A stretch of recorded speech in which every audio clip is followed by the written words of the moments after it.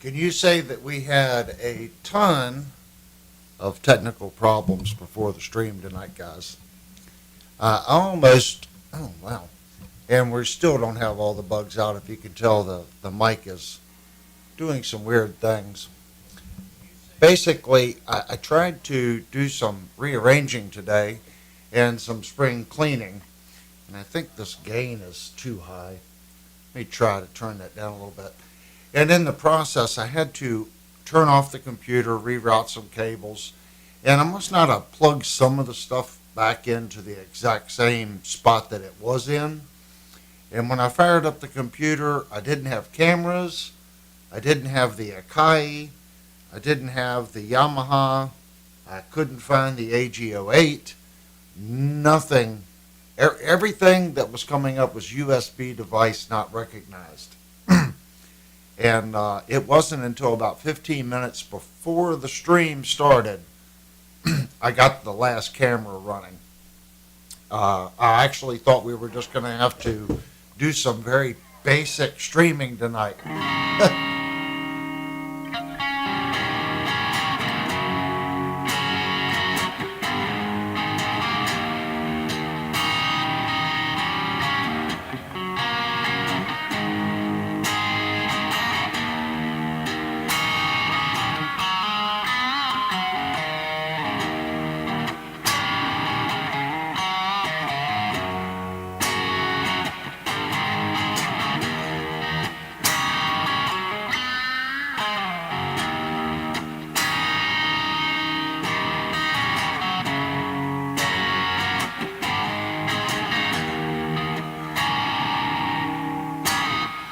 Hadn't played this guitar in a while. Wow, that is like really overgained. Maybe that'll take some of the edge off, and I'll turn this gain back up. Check, check. Yeah, it's very sensitive.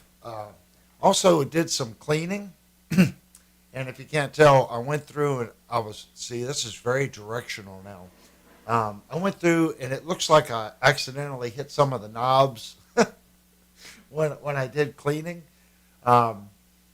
Another advantage to the up-and-coming system is I can recall all the settings.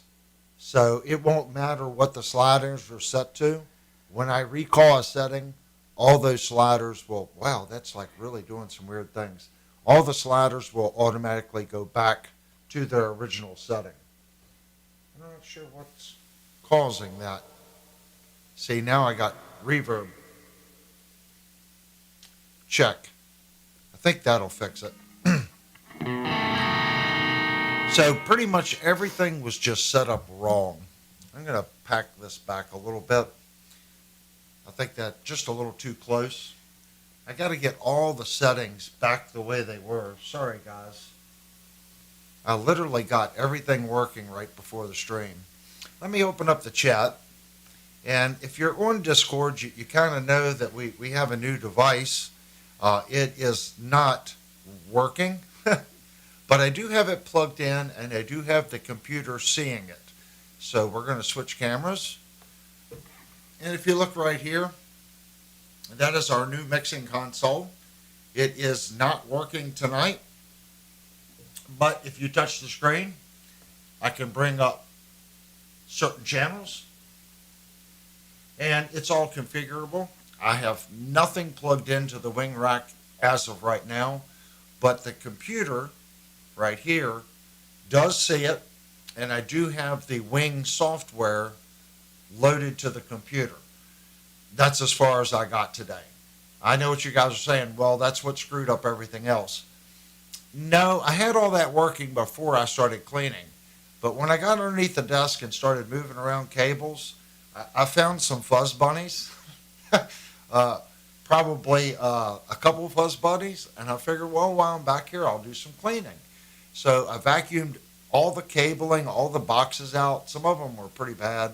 The back of the computer from the fan sucking the dust in, wiped up the floors, and I did some cable management.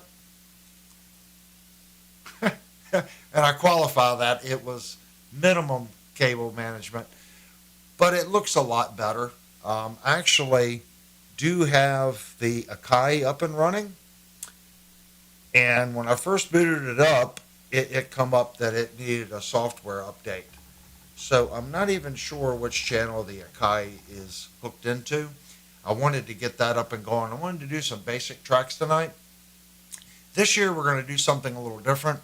I just need to get, once the wing rack is up and running and it memorizes certain settings, and I get the Mayato time clock and all hooked in, and all the stars align, I should be able to just fire it up, recall let's say a stream setting, and everything should go back to those settings, and I should just be able to use the equipment instead of having to reach over, grab sliders, mute things. It's going to be so much easier. I've got a lot of learning to do. I spent a lot of time today going over the manual. There's so much power and so much ability and things that thing can do. I'll be honest with you, even when I max out everything I needed to do, I'm using about 15% of its capability. I hate to say that. There is so much routing capability, processing capability. I mean, subgroups. I'm used to, the larger board, the band had, we had 8 subgroups. This thing has like 28 subgroups. I'm not used to that many subgroups. I mean, now I can do things and just do a basic mix setting and EQ, though it's a subgroup, and then apply effects in the subgroup. Yeah, if that makes any sense. Instead of having effects in each individual channel, if it's a right-left guitar and wet-dry mix or whatever it is, I could do my final compression and stuff like that in the subgroup before it goes out to the main. I was never able to divide things up like that. You might have vocals and maybe the drums on a sub and both guitars maybe on one. You were kind of limited, especially if you were doing stereo. It's not only that, I can't even, all the basically free plugins. Now, granted, I know they're free plugins. They want you to buy things, but the free software it comes with everything you really need to run if you're doing live sound at a church, this little wing rack with like a P16 and some microphones, you need a couple PA speakers, a power amp, this thing, and some microphones, and that's your system.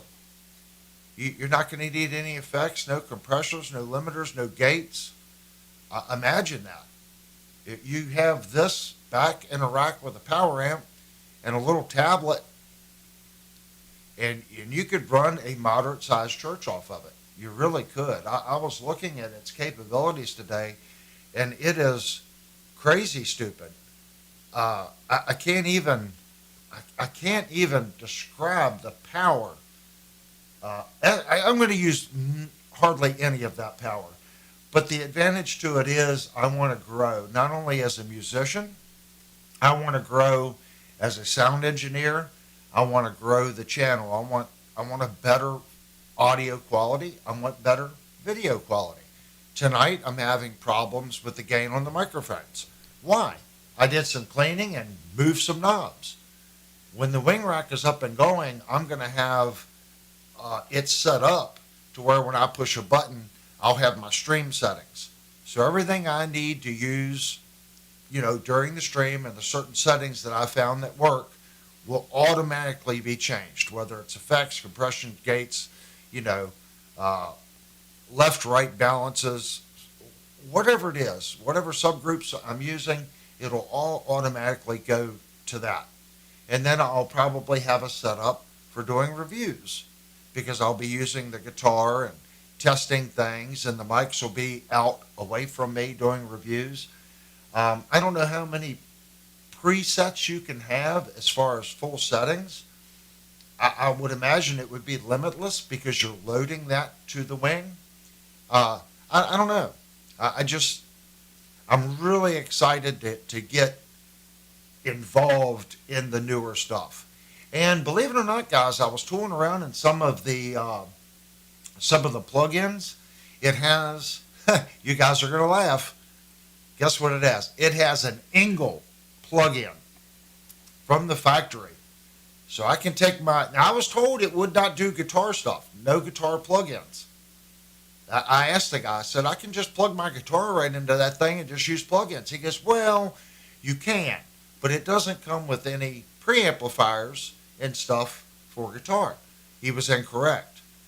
There's a Fender Bassman, there's a Engel, and there's some other one. I don't think they can call it a Vox, just like the Fender one does. It says Blues something, but the Engel one actually says Engel. So I don't know if Behringer has something with Engel, but it actually says Engel. Like if you fire up a line 6, it doesn't say, Vox. They come up with different names, but you kind of know what it is. It doesn't say 5150. It'll say 5080 or something. Everyone knows they've emulated an EVH amp or an old PV amp, 6505 or something like that. This one actually says Engel. So I'm curious to see what it is, because just tooling around, the only thing I could see was a gain. So I don't know how to get into the actual plugin and modify its EQ. I don't know, but I know it's in there. And I know there's a Fender one, and I think it's a Vox one that comes with the unit. I actually smiled when I saw that. I'm like, okay, this is pretty cool. So whether or not I go down that rabbit hole, I know a lot of guitar players now are using just plugins. They're not even, there's no amp. So with this thing, I could delegate my guitar channel to, let's say, channel 20. And channel 20 has all my guitar plugins. So the wing rack becomes my guitar preamp, all my effects, everything. I don't know if I'll go down that rabbit hole, but I can see where everything would be like that. Like my Akai, I have 8 individual outputs on the Akai due to the sequencer. So I can tie the keyboard section because I have a recording device in the Akai and a sequencer, and I can write on the Akai. So I can have drums come through channel 1, 2, maybe keyboards, 2, 3, bass, and all that. And I can, instead of just going out of the mains of the Akai, I can do its separate sub-outs of the Akai into individual channels now, and then control each channel through the wing. Like I said, I can't even, I'm not even scratching the surface. So I'm going to give myself some time. Looking at the face of the unit, it's intimidating.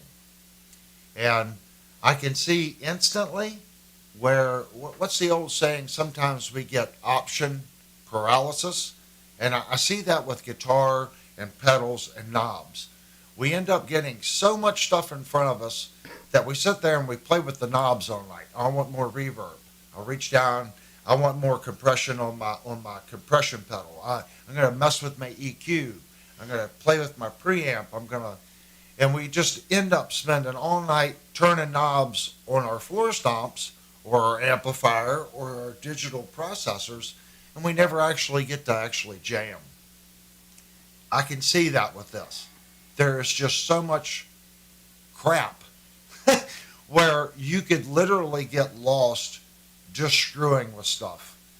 But at the same token, I also see where you could plug something into it, and as long as you know the routing, I think routing and hooking something up and getting something quick should be faster.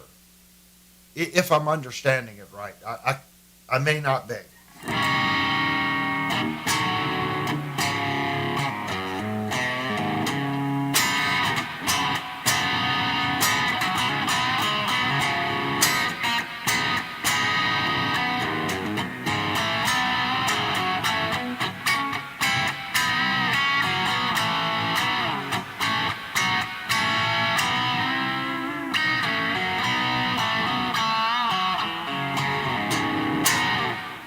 like this guitar. I haven't played it for a while. And I walked into the bedroom, I guess it was Thursday night, and I've got a corner in the bedroom with some of the guitars and bags. This one actually come in a really nice Yamaha bag. And I was looking at it, I'm like, you know what, I'm going to get that Rev Star out.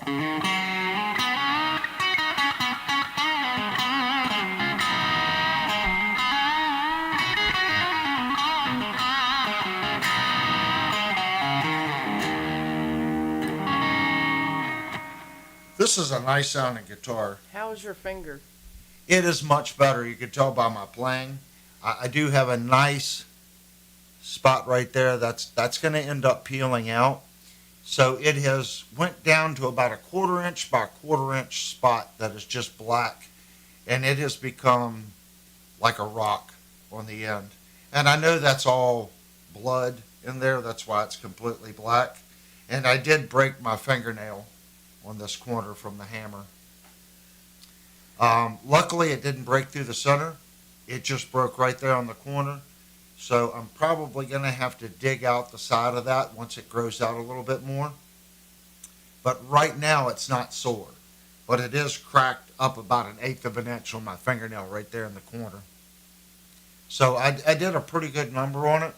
And thank God, sometimes I've seen guys hit their hammer and they break their fingernail and the fingernail curls in and it cuts into the skin where the fingernail digs into the skin. It doesn't appear that I did that. It's a little sore right here on the end, but even tonight, now I'm pushing with that finger until I get about right here, it's not bad.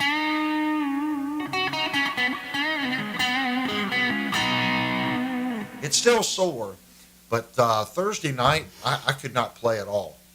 I mean, I was lit. If you go back and watch the stream, I'm using this finger for my pull-off.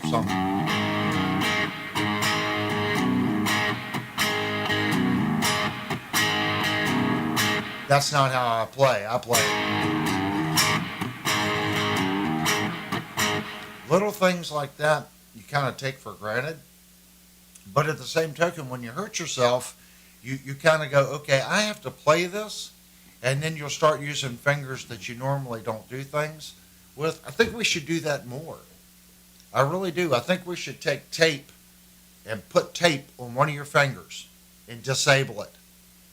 Pick up your guitar and play it. Play it for a day like that.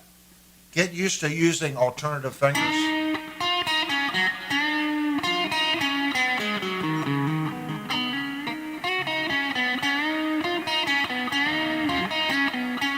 That's not how I play that. I'll always...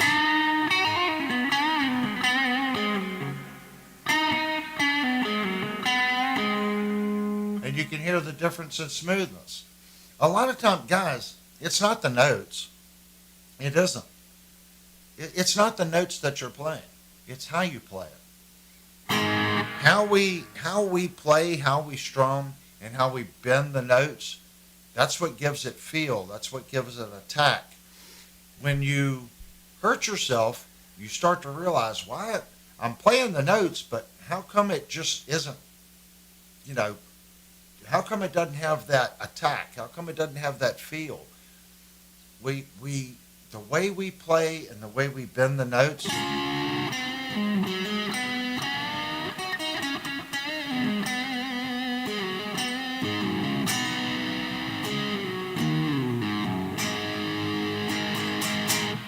that has a lot to do with the way we sound. Let me turn the guitar up. A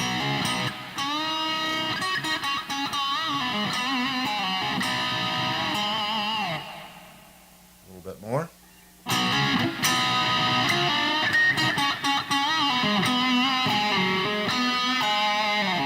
Now if I play it the other way,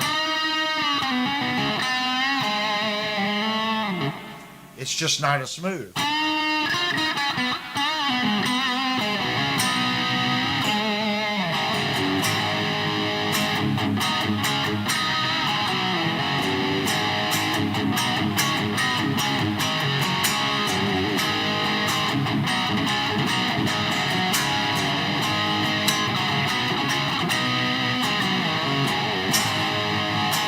how you attack it changes it. You can do the exact same thing, just play it regular.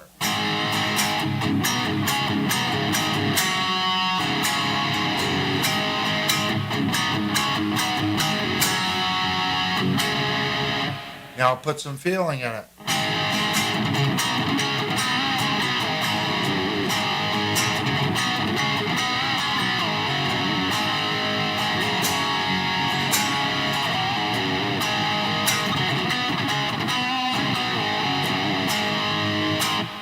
It makes a big difference how we approach the guitar. I remember people telling me that learning the notes is the easy part. If you listen to that, guitar player from Pink Floyd, he's really not doing anything overly complicated. He's not. But the man has a touch and a feel and an ear. And when he plays, it just sings. He just has magic fingers. It's not just it's his pick hand. When he picks, he knows exactly how hard to hit it, how much to bend, how much vibrato, and he makes the guitar sing. You don't necessarily have to burn the fretboard up to be an excellent guitar player. Some of these guys, man, they're phenomenal musicians, and they're not catching the fretboard on fire. And yeah, we can play the notes, but it's more than the notes. They have something about the way their expression comes through when they play that guitar, and it just takes it to another level. And I think each one of you have that. Okay? Stop trying to play like this person or this person and develop your sound, whatever that is. And you might be a death metal listener, someone that listens to death metal all day, and that's the kind of stuff that you really want to learn to play. You might be like me. I like a certain kind of music. But when I play guitar, I am not that type of guitar player. I know I'm not. Would I like to be? Yeah, I like progressive artists. I like neoclassical artists. I like Greg Howe.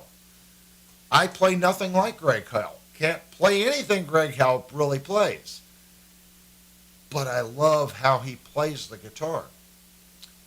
Eric Johnson.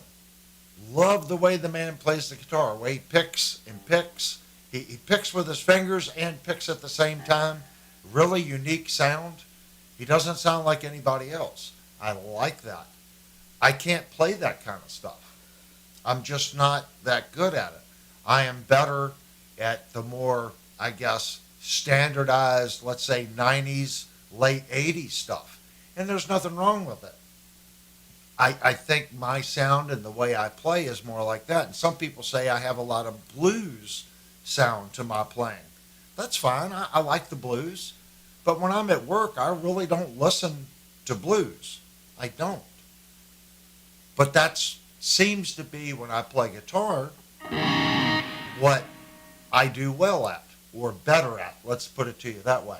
So sometimes we might want to be this, and we end up being something completely different, and we fight it. And I fight it because I want to do this, but maybe I'm better off doing something else. I wonder how many country guitar players there are out making money playing country in a country band that go home to their hotel room and listen to Iron Maiden and practice Iron Maiden, or listen to Greg Howe or Yngwie Malmsteen or Tool. I am really curious what these other guitar players listen to that play in bands that's really, well, that's not my cup of tea. I wonder if that guitar player, if that's really his cup of tea. Is that the kind of music that he goes home to and listens to?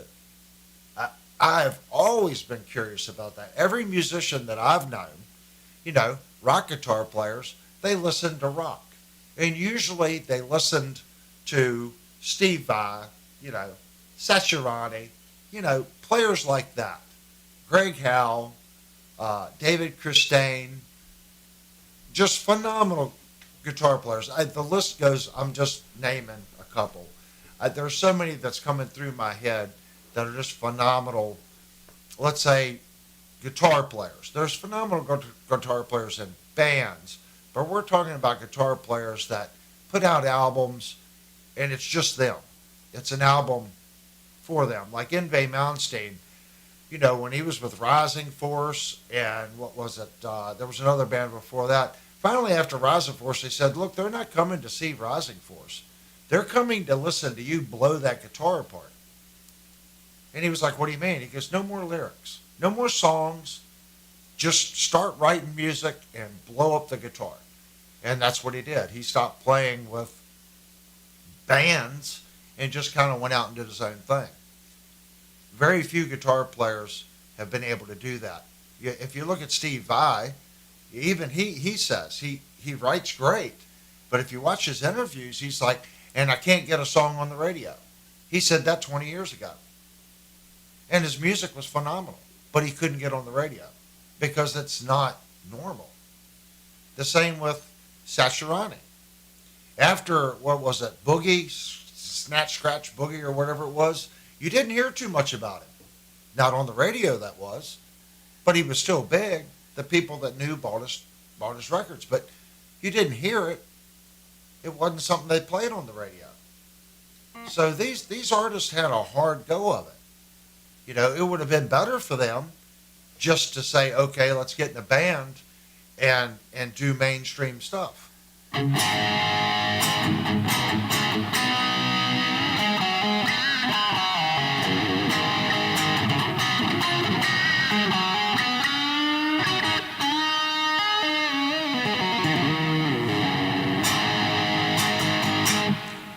I really like this guitar. Now, I haven't played it for a while. I don't know if I mentioned this. This guitar would definitely put some scratches on the sock. And it could be, I doubt if it's fret sprout. I'm pretty sure I mentioned this in the review. There's a couple frets down through here that need some love. And what's funny is the upper frets are better. But no one plays like this. But down here, it definitely has a couple sharp frets. And that's the very edge of the fret I'm feeling. I might need to take this guitar downstairs and give it some love. I have not heard Linnell, so I don't know if her mic's on or not. Hello? They're chit-chatting. Oh, okay. Any questions, guys, Linnell will post over to me. So tonight it's just hangout night, guys. I had nothing planned. I know I do have the Washburn downstairs. I started taking it apart, so the Washburn will not be usable until we actually get it back together. That is this month's guitar giveaway. It's a 2010 RX-25. If you want to enter to win the Washburn, you need to go to Discord. Go to the opt-in room for the Washburn and say, I would like to be entered in on the Washburn free guitar giveaway. We're going to do some work to it. We're updating the electronics. We're putting new volume pot on it, new tone pot, a pure tone jack, a new 5-way switch, and I'm going to do some work on the neck of the guitar. Give it a good setup, and it's going to be a nice guitar. That drawing will be the last Saturday of the month. Do you know what the color of your guitar is called? I don't know, but it's a lot brighter in person, Vox. We can go to Sweetwater. This is a very popular guitar. Let's hit Sweetwater real quick and see what Sweetwater says this thing is.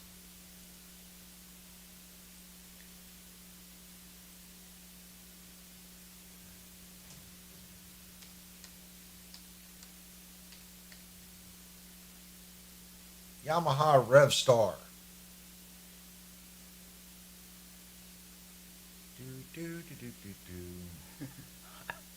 They're saying it's called Neon Yellow.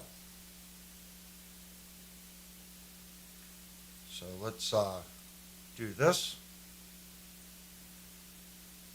So the guitar is $551. And believe it or not, the price went up $50. I paid $550 for this one, but the price did go up to $600.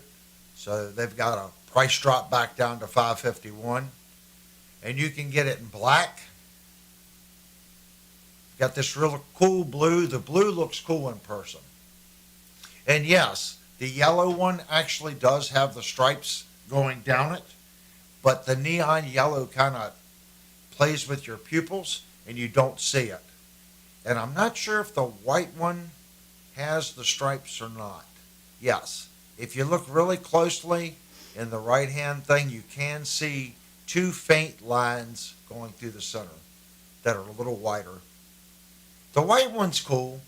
I do like the white one, but this blue is pretty sharp. And they're saying, what color are they saying that is? Swift blue. It's a pretty guitar.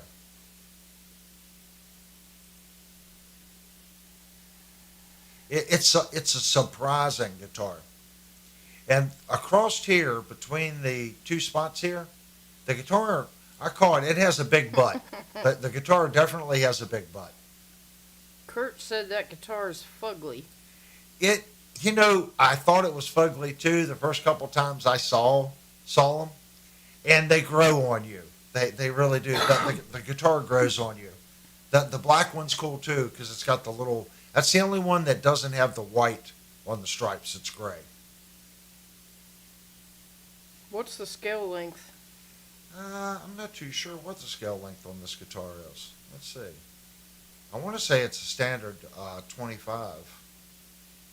No, it's 24.75 scale length. That might be why it's been so easy.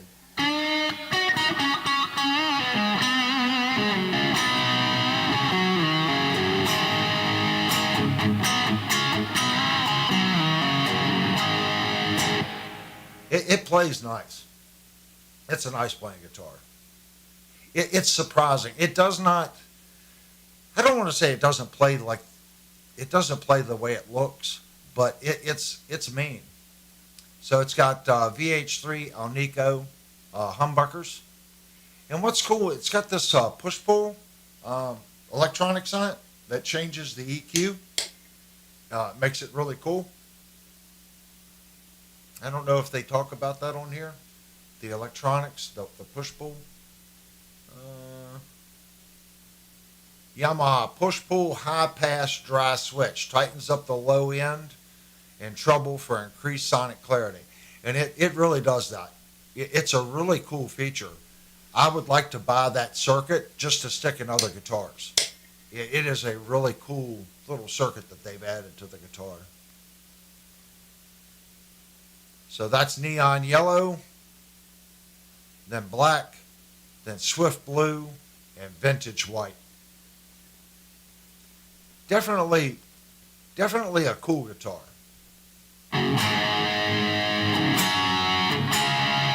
What I think about this guitar is it's what I call a working man's guitar. And I say that because it does a lot of things really well. So if I go down to the clean channel,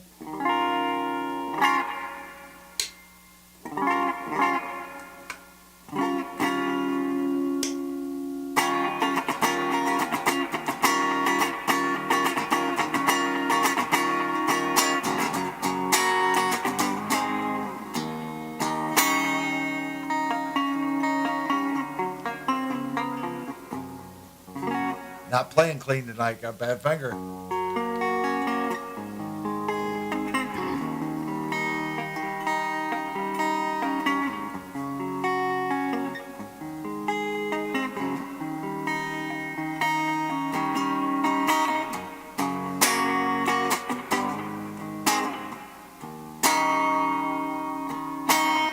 And this is their cheap one. They have one that's $800 and some. It's got a little bit fancier tailpiece. And then they have their Cadillac model, which is like over $2,000. I like the guitar. It does a lot of things. That's with the push-pull out. Now if we push it in,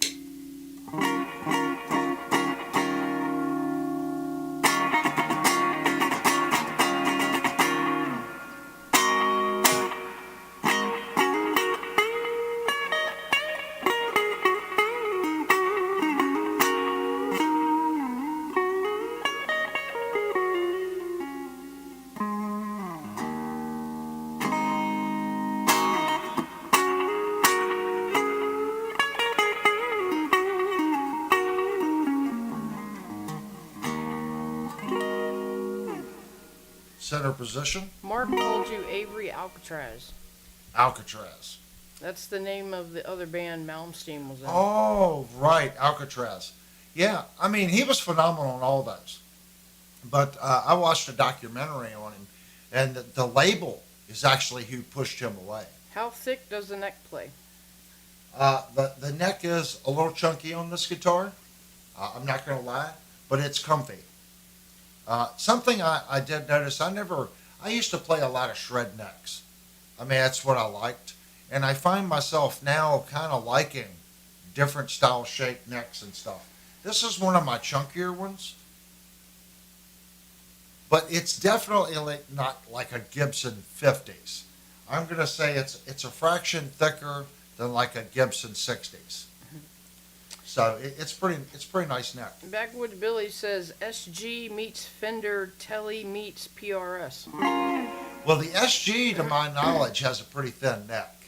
So I got to give Yamaha credit. A lot of people, kind of stick with the exact same body styles.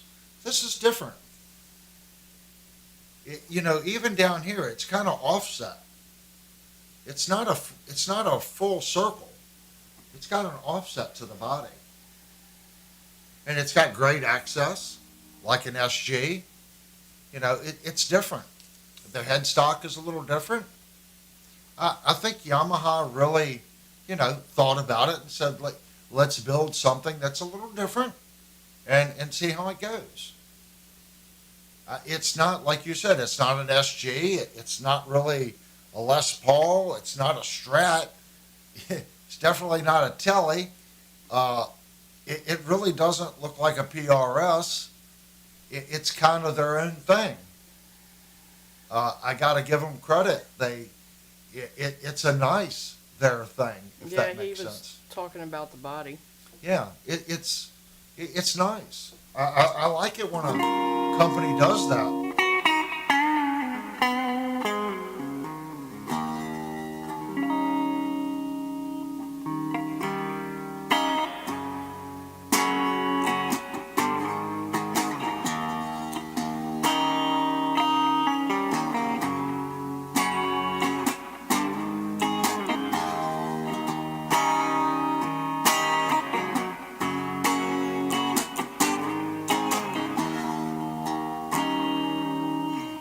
It does a lot of things. Let's just take it up to crunch a little bit.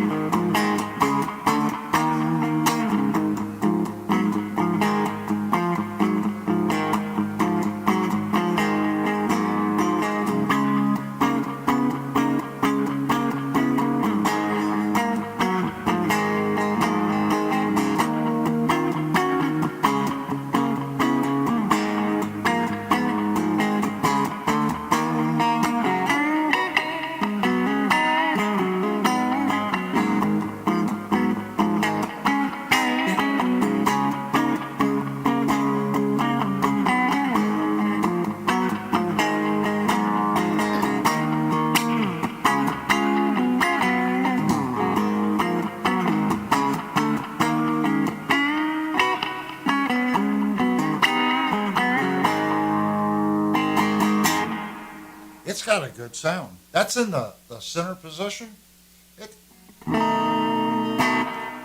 You can play something like that and then come right back around and just nail it.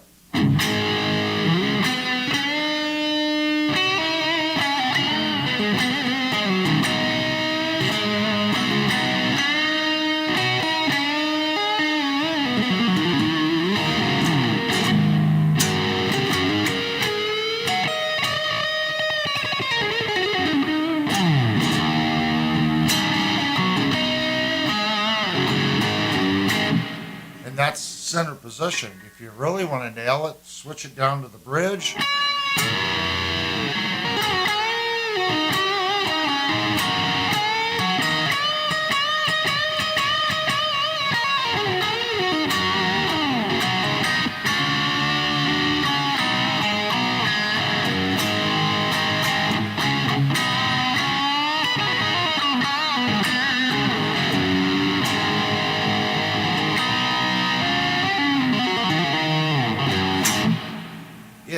It's a working man's guitar. Does it do everything perfect? No. But it sounds good on crunch. It sounds good on clean. I like guitars like this. I can pick it up if I'm in a mood, and, I don't necessarily have to hang it up to switch over and play some hair music on it.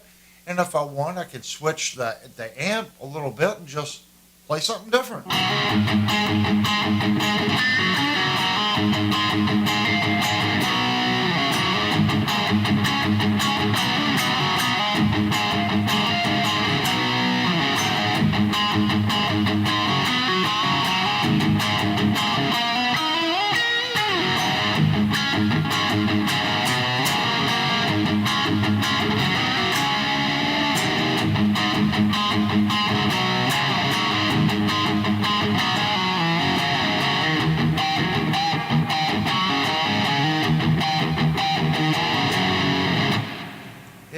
It doesn't.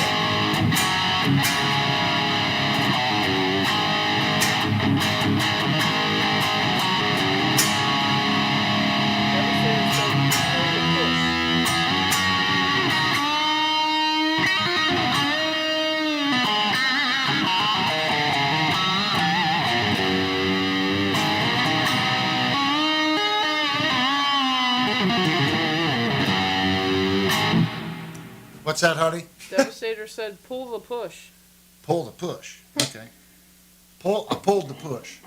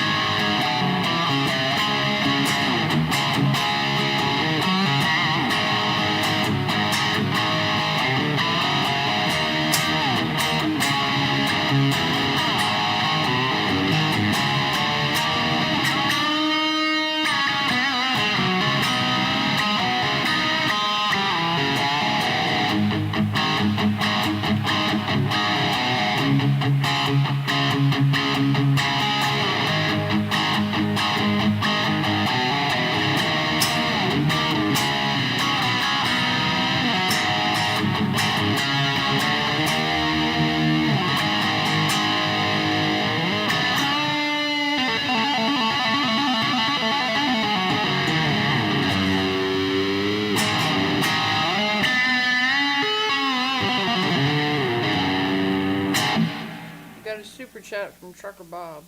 Thanks, Trucker Bob. He said it's time for a cold beer. Oh, I do like beer. You know what? I don't drink Sam Adams much, but if you want a Boston lager, you know what goes best with a Boston lager? A nice, thick, juicy steak. I'm sorry, when I have a big steak and a baked potato, Sam Adams Boston Lager.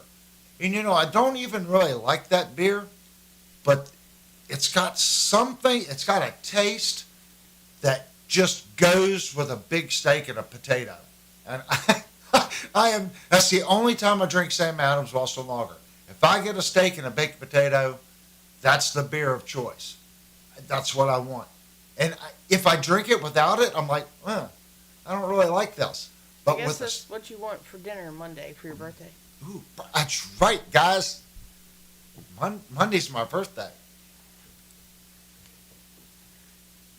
I get a Sam Adams and a steak and a big baked potato.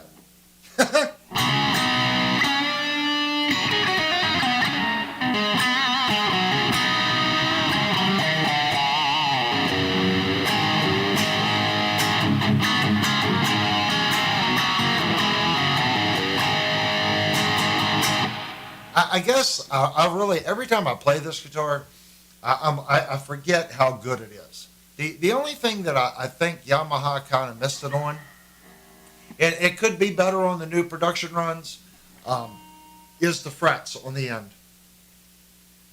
I think I pointed that out during the review.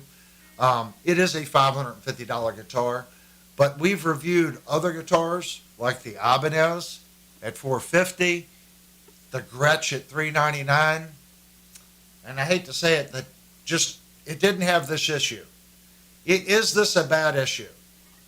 I think this is an issue anyone can fix. Okay, you just need to go over it with a light piece of sandpaper. Okay, some 1500, and just break the edge of these frets. Okay, you can use a little sanding sponge and just kind of go over it, or if you steal one of your wife's the flexible nail things that they do to polish the top of their fingernails, they have some really fine grit ones. Believe it or not, guys, those things actually work pretty good because you can get in here and just hit the side of the fret. The top of the fret's fine, it's just on the very edge. I think if Yamaha got that under control, this would be a heck of an instrument. And this is one guitar. Are they all like that? I don't know. I would have to go to the store and pick a couple of them up. But this particular one definitely has some sharp frets through here. I can definitely feel it. That actually, let's do the sock test, since I actually have some socks now. Let's do a sock test. Ooh, my Kai just lit up like a Christmas tree. Let's get a sock.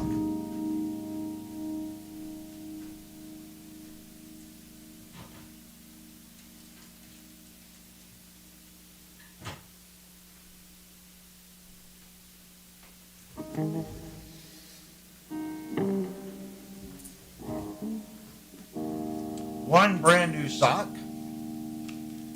And these are stocking, guys. I got these on Amazon. And it's like, what was it, 28 or 48 pair. It was ridiculously cheap. But these are just the booty ones. They're called Footies. footies.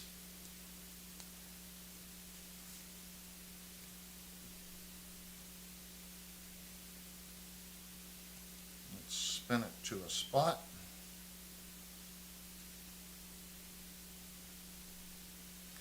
Okay, no spots. And let's see what it does here. Yeah. Again, I think I mentioned this in the last stream. I've been watching Philip McKnight for a while, and he'll show the sock, and you can see some pretty nasty scratches. I'm telling you, this guitar has sharp frets, and it put one little scratch right there. So I am far more critical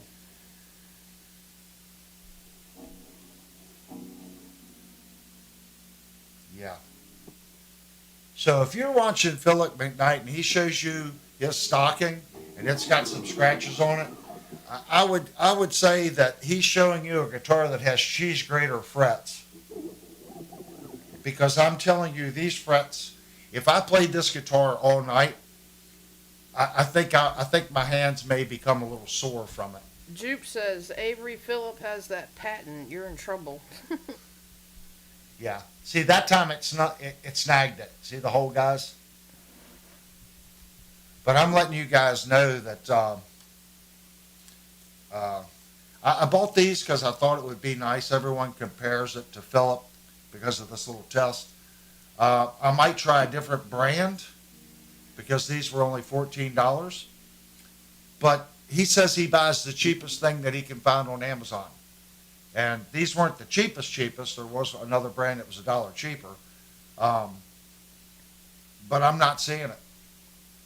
I mean, that would, on Phillips gauge, it just left one little scratch. This would be a 3 out of 5. And I'm telling you, these frets are sharp on the bottom.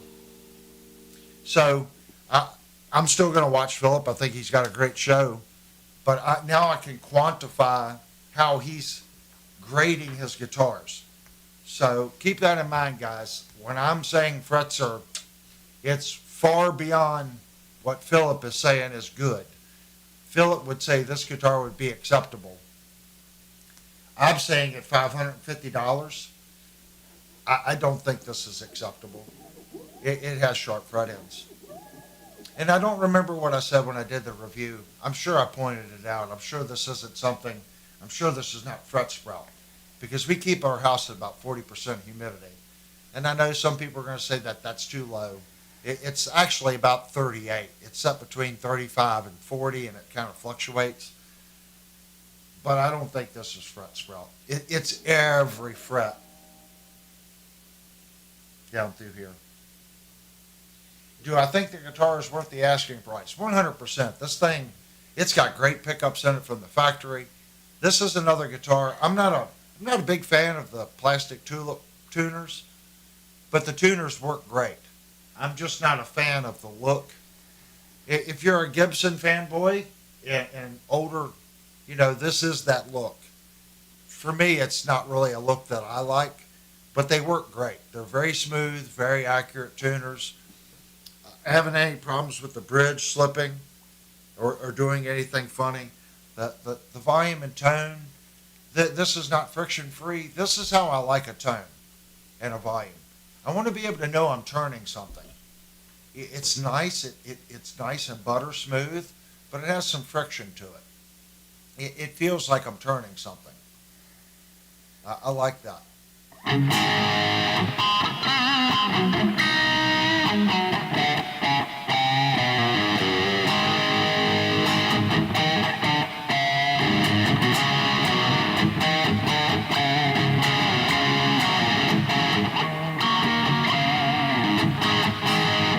I got to play it a little different.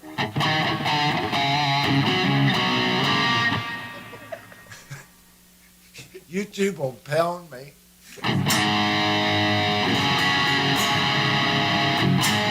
So try to find, like, guys, we're always looking for good deals. Look right now on, used, and I think you might be surprised. Right now, the used market is flooded, guys. I like buying new guitars too. But if you can buy something used that's mint, you're going to save a lot of money. If you're interested in one of these, I would look on the used market. I know Reverb and some other stores get them in on trade. I don't know what the used price is going for these, but if you can get one of these in the $400 price bracket, and I think going used, you should be able to. If you can buy this guitar used mint at $400, this is a stupid good deal. Because I think it's worth the $550 asking price. I really do. It's a real rosewood neck. They didn't cut corners on it. It's got a good sound.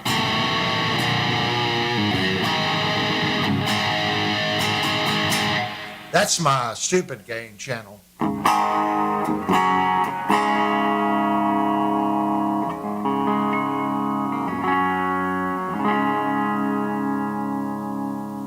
I like it just because I don't have to do pickups on it.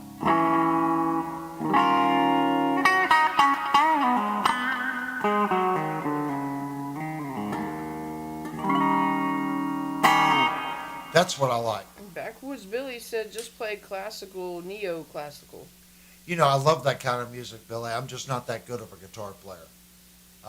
Everyone has their place.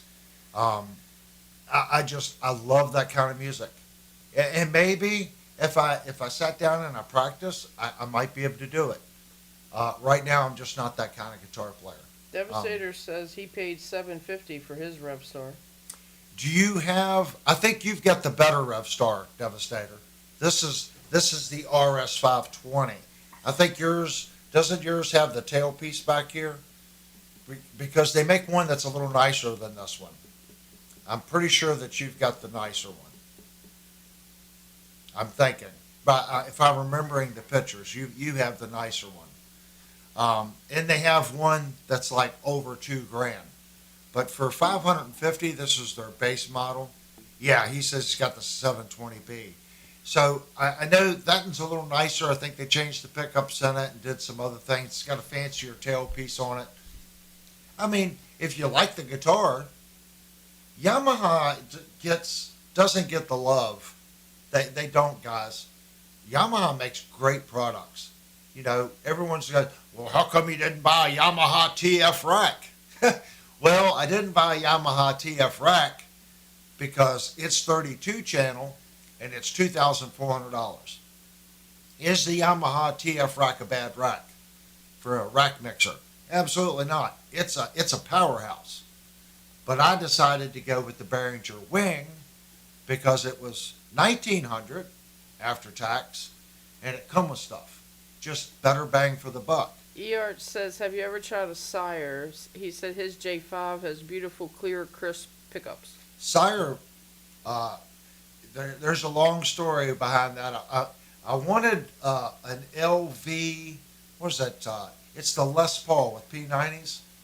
And I went into Guitar Center and they had a used one. And it played so good. Oh my gosh, this Sire played so nice. It sounded so nice. And I went into the store and I told Linnell, I'm not spending more than $500. And they wanted $550.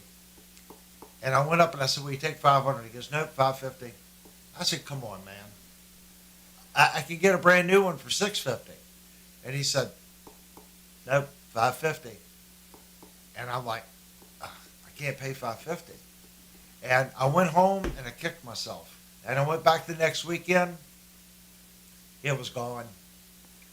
That guitar played stupid good and it sounded stupid good. I still want one. I still want one of the, I think it's an LV7 or something like that. And I still want one. Now they've got a new model that they put a crown up here and they've updated it a little bit. And I think it's going for $850 now for the Sire that I want. It's an LV7, I think is what it is with the P90s. I would love to have one. And I know even the 3 models, they make a Strat and a Tele model. And I want to say they're in the $350 to $400 price range for the Sire. They're really good guitars. They're good guitars. My issue, guys, is there's quite a few guitars that are here that were bought for reviews. And I need to get some of these guitars out to free up some money so we can buy more guitars. Manufacturers don't send us anything here. I get nothing. Even from Joyo, Geiker, I get nothing from these companies. And it's just the way we do reviews here. So if you guys want to see reviews and products like that, the only way we can do it is to buy it and then resell it. So I do need to post some of the guitars that are here that are up for sale so we can get rid of some of the guitars. And everyone knows if I receive a guitar and it's not quite this or that, I fix the guitar and then sell it. I'm just trying to sell it for what we have in it. And you're like, well, why would I buy yours then? I can get it new. Because I'm going to fix whatever I find wrong with it, whether it's a bad fret, the fret dressing. So you're going to get a professional setup and a real touch-up. A lot of people go, oh, well, he set it up. That means he leveled the frets. No. No, he's not. But like if I go to sell this guitar, which I'm not because I like this guitar, but if this guitar come up for sale, I would sell it. I'd try to get $550 for it. It is a brand new guitar. But I would fix the sharp fret ends, okay, on this guitar. Now, in this case, that's all this guitar needs. So I would go through and fix all the fret ends, put new strings on it, give it my setup, which I would go through and make sure the intonation is perfect on it for whatever type of string the buyer wants. Because when you change string manufacturers, that changes your intonation. So if someone wanted it, I'd say, okay, what kind of strings do you like? And I would set the guitar up for those strings or their playing preference. When you buy a new guitar, you don't get that. So I try to give an incentive for you guys to purchase the review guitars. And then sometimes we give them away. We do that every other month. This month it's a Washburn we're giving away. Next month we're going to do something. It'll probably just be a pedal. And then the following month we're giving a guitar away. Time Surfing Alien said put up a rack in the back with this week's special on it. Yeah, and we're going to start doing something. We're going to make changes this year, TSA. I need to. The channel, YouTube, and what it pays on ad revenue isn't much. So without Super Chats, the channel would have probably already folded. Even my payment on the wing rack, since I had to give them a lot of money down, YouTube doesn't even pay me enough money per month with the Super Chats to make the payment on the wing rack. So it is what it is. But to do new reviews, I only have about $1,500 floating around to buy gear with. So if I buy a $1,500 guitar, that really bites into the guitar budget on buying a guitar, reviewing it, and then reselling it. It's very difficult to do. That's why, excuse my French, but that's why you see so many fake reviews on YouTube. They may have bought it, but they're giving you a link to make money, or it was sent to them by the manufacturer or the store, and that store wants a good review because they want to sell the product. I have a pretty good relationship with Shandor Music, and I was up front with them. I said, look, if I find high frets, I'm going to say it has high frets. If I find the intonations out, I'm going to say, from the factory, the intonations out. And he said, look, we're giving you the guitar to review. Go review it. They didn't say that I had to color it up and I had to only say buy it at Shandor Music. I like that. And in turn, I think you guys respect Shenandoah Music for allowing me to do that. And I do. I tell you guys, they have been great to me. And if you can, support them. But at no time have they ever said, look, we need to get rid of this. We're going to give you 10% if you can sell this guitar to when you're on each this and really push it up because we need to get this thing going. They've never done that. There are questions on Discord for you tonight. Oh, yeah. Aside from the Kurt? Yeah. That's pretty funny. We do have a special thing coming up, guys. I need to do some recording first, but we're going to have a new chapter coming to reviews very soon. And you guys are going to love it. I'm going to work really diligently, and we're going to have a special thing when we do guitar reviews from now on. And it's going to be dedicated to one of the channel members. It's just going to be cool. All right, guys, I think it's almost break time. So why don't everyone go get something to drink, get some treats, take a little break, go to the restroom if you have to. This is a normal thing. If you're new here, we always take a 5-minute break. You do not have to be a subscriber to chat. So if you're in here just lingering and you're not a subscriber, I want you to subscribe. We want the channel to grow. The more thumbs up buttons that gets pressed during the stream and the more you guys chat during the stream, the chat rate goes up and YouTube pushes the video more. If you guys don't chat, then the chat rate goes down and YouTube goes, well, no one's interested, nothing's going on, we're not going to push it. But if you guys do a lot of typing back and forth to one another, the chat rate does go up and YouTube sees that and they push it. Exact same thing with the thumbs up button. And if you hit subscribe, the more people that just come in, hit the subscribe button, they say, oh, they're going over something pretty cool tonight. It's an AI system. That's just how it works. I've been on YouTube now for 3 years. And I think everyone here knows that this is an honest channel. I give you honest opinions. Just like we just bought a new wing rack, I'm going to be honest with you about the wing rack. Coming from someone that has no digital prior experience, coming from the analog board to the new digital stuff, I'm going to tell you the pitfalls that I fall into, not understanding the new stuff. I'm sure. Yeah, I'm sure it does a lot of great things, but I'm sure it also has some issues that maybe someone that learned the old school way may have to do some relearning. I'm sure there is, and that's what we do here, guys. We kind of go over things like guitars, pedals, whatever it is. You guys are cracking me up tonight. You see what Jupe says? I don't need the restroom when the live stream is on. I just sit on a 5-gallon bucket. That's a construction worker at heart right there. He's got a drywall bucket in his living room. Make sure you get the drywall mud out and don't be like some of the guys on the job site that do that in the bucket and put the lid back on it. The drywall guy comes in and hits it with the mixer, and we end up with brown point up marks all over the walls. Instead of using food coloring, that is. All right, guys, let's take our 5-minute break. And when we come back, I'll go to Discord and answer the questions that we see in Discord.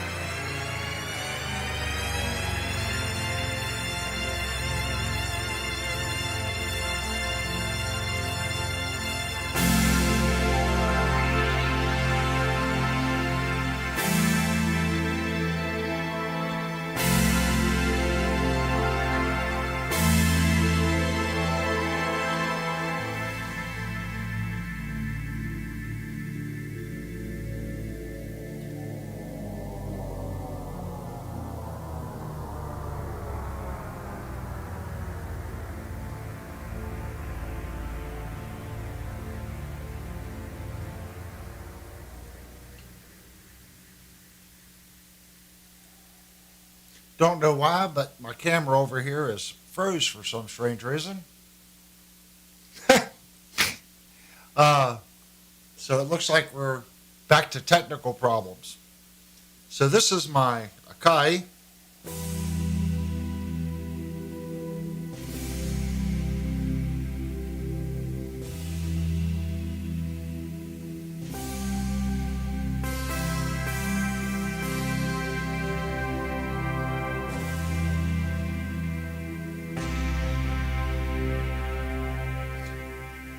It's amazing what the Akai can actually do.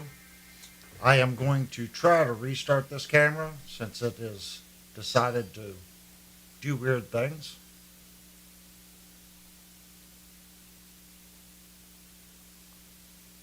Usually when it does this, I have to reboot the system. But for whatever reason tonight, I've been having problems with this camera. You can see it's flashing now. So hopefully it will reconnect.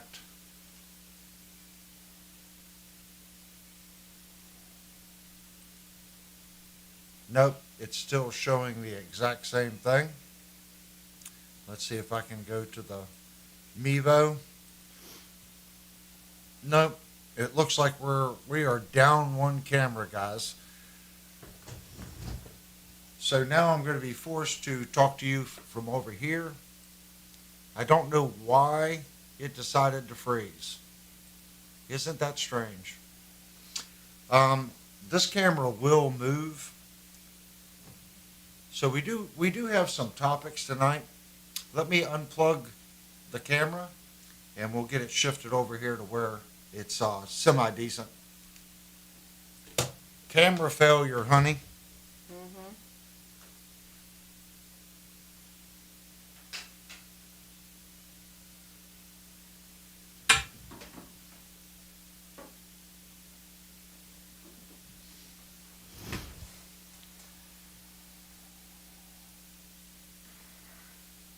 We are 100% professional here.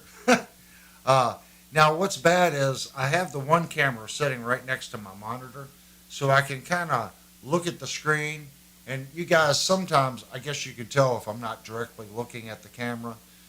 But now I will definitely have to look over this direction.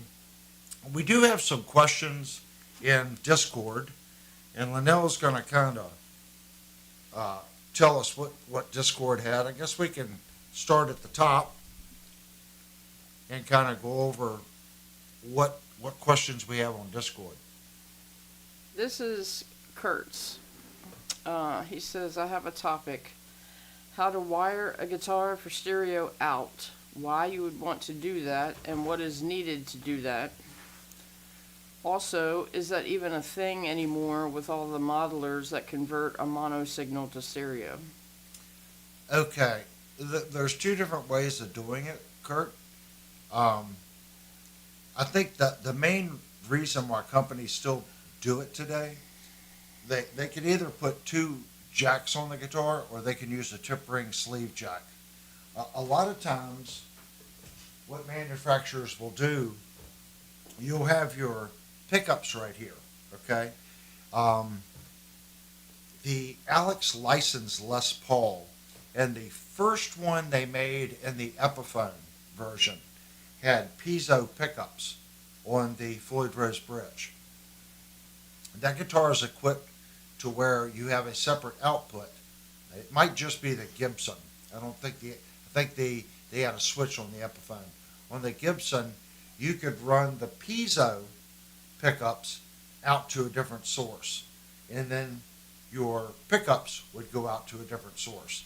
The reason you would do that is you can have different EQ settings and different effects on, let's say, the piezo circuit out versus the pickup out.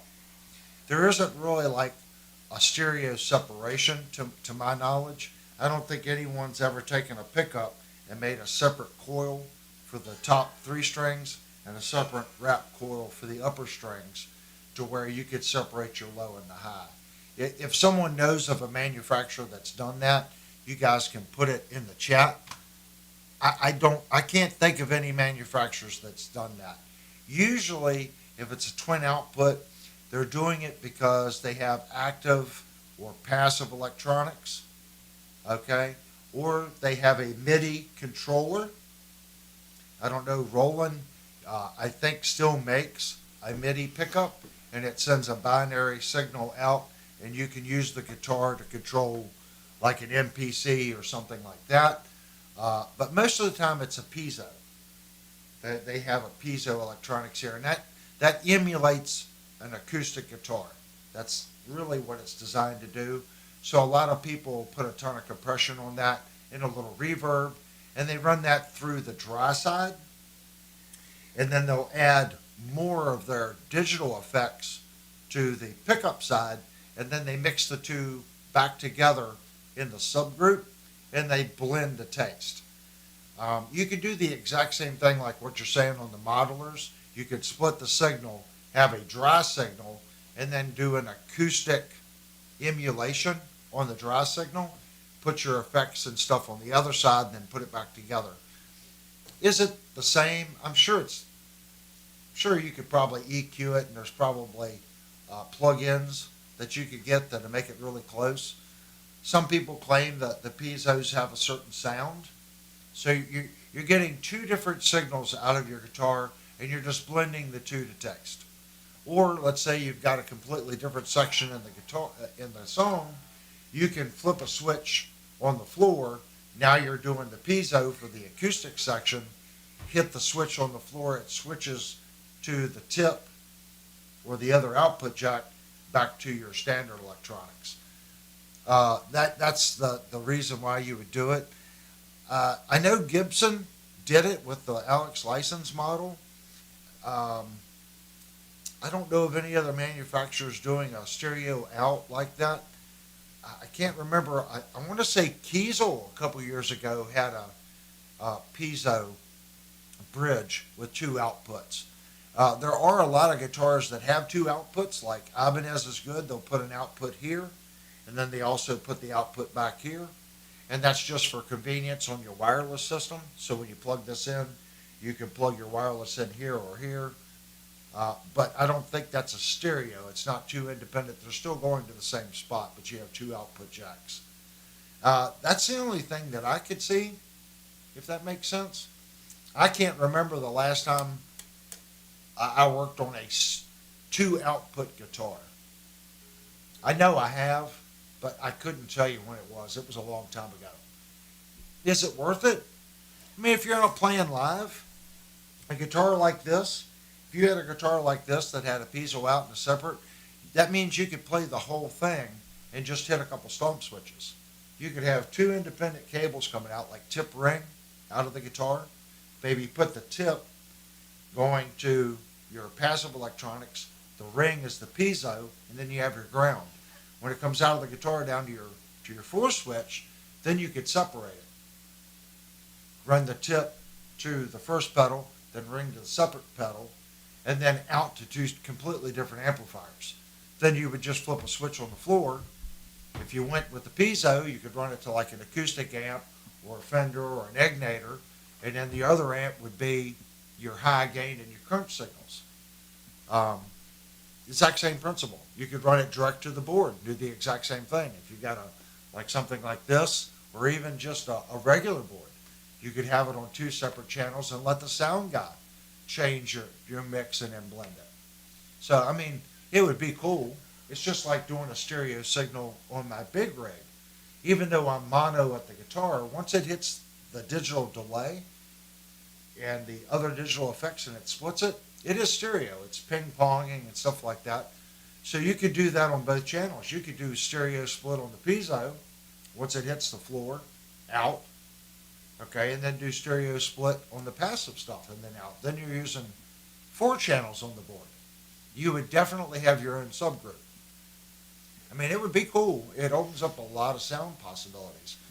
The question of it is, how many people in the audience could tell that you're using a separate amplifier and separate compressors? That might be something just for the musician. I mean, if I don't hear something right in my headphones when I'm playing, I struggle playing.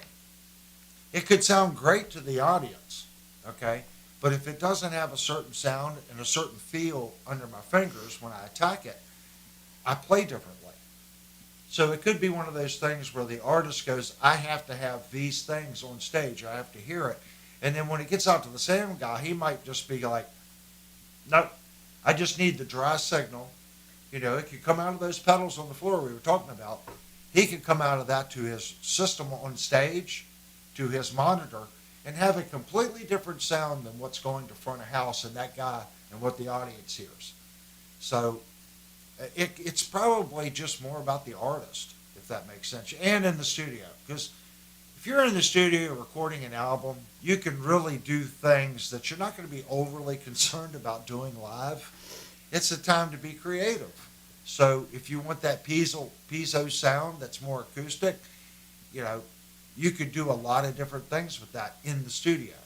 Live, I can't think of too many artists that play stereo live. It's a pain in the butt. That's what it is. It's just more stuff. You know, more stuff that you got to carry to the gig. Nowadays, everyone's trying to simplify things. They want to take a guitar and a little multi-effect stomp pedal, go to a FRL cabinet or a powered PA cabinet so they can hear what they're doing, and then the other signal goes front of house to a mixing board, and that's it. They don't actually have an amplifier with effects and stuff like I used to use. There's these things called silent stages. So it's getting, everyone wants minimum. You know, these bars don't want you to be stupid loud anymore. They don't want the big amps on stage. You got a quiet stage, and everyone's going into your monitors. So it's a quiet stage. There's nothing on the stage. Everything goes front of house. And the front of house guy is doing a AUG send, or if you've got a fancier system, like a wing rack, I was watching this earlier, you can do a whole group that's just for the in-ear monitors. Put the effects on it that I want to hear, so I play right in my headphones. The bass player gets his own feed, the drummer gets his feed, the vocalist, and it's all in ear. There is no speaker on the stage. The only thing is the arrays that are on either side of the stage that the audience hears. I don't know if I could even play that way. I've never been on a quiet stage. I got to hear the vocals. I need to hear the drums. It would be nice to hear the rhythm guitar player. And I'm sure it makes it a lot easier because the sound guy can go, what do you need to hear? And as long as you got enough time, I'm sure you could fine tune what each individual person hears. Because it's all wireless. You stick the thing in the ear, the transmitter's wherever the front of house system is. And he can put anything he wants in that. But the stage is quiet. So it's a different thing now. I can see where it would be cool to have a stereo out. But I don't think anyone's playing stereo, especially out live. If you're doing it in the studio, I would think it would be kind of cool to maybe split your signal path to where your low went to one jack and your highs went to the other jack. But with today's processors, I don't know. I don't know what you would gain. I'm sure there's a lot of things that you could do with it to make this guitar sound a certain way. But could you emulate that out live? I don't know. I see it more as a piezo thing. You would send one of the signals out for the piezo, the acoustic signal. That's how I interpret it. If someone disagrees with me and has a completely different thought, that's what the chat's for. I'm just one person. That's kind of my opinion. Then there was another one Kurt asked, wasn't it? Hon? When reviewing a guitar, you never discuss guitar balance with a strap, aka neck dive or neck rise. Do I even have a... Okay. I only have one guitar out here that is set up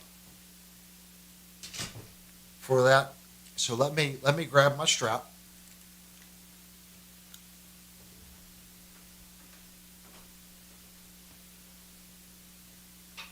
You have one more after that. So here's my strap, guys, that I have been, this is the strap that I played out with live. And you can see there's my wireless system. And if you're going wireless and you're very, very, very, very, very, very, very, very, very, very picky, this is the only system you want. You want a sped spectrum line 6 relay. And this module is sped spectrum, so it's hopping frequencies. That way there's no interference. So the reason I say this, on the end of my strap, there are strap locks. So this is one of the guitars that I played out live with.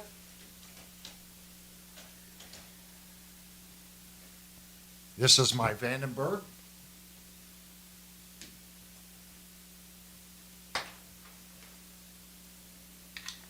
And I know there's all kinds of strap locks out on the market, guys. These are the Schaller. So what you can do, save some money, and you can use the Fender ones. The Fender strap locks work with the Schaller. So you can see here what we got. This is why I'm not overly worried about this guitar. It's so beat up. So I would come through with my wireless transmitter, plug it into the guitar, and I don't have to worry about it. It's never coming off this guitar. Believe me, I used to do the swing the guitar around trick. I never lost a guitar. So per Kurt, when you dance, that's what a guitar should do.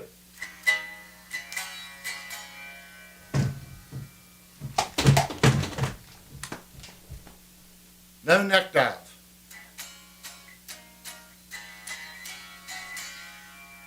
This is a real instrument.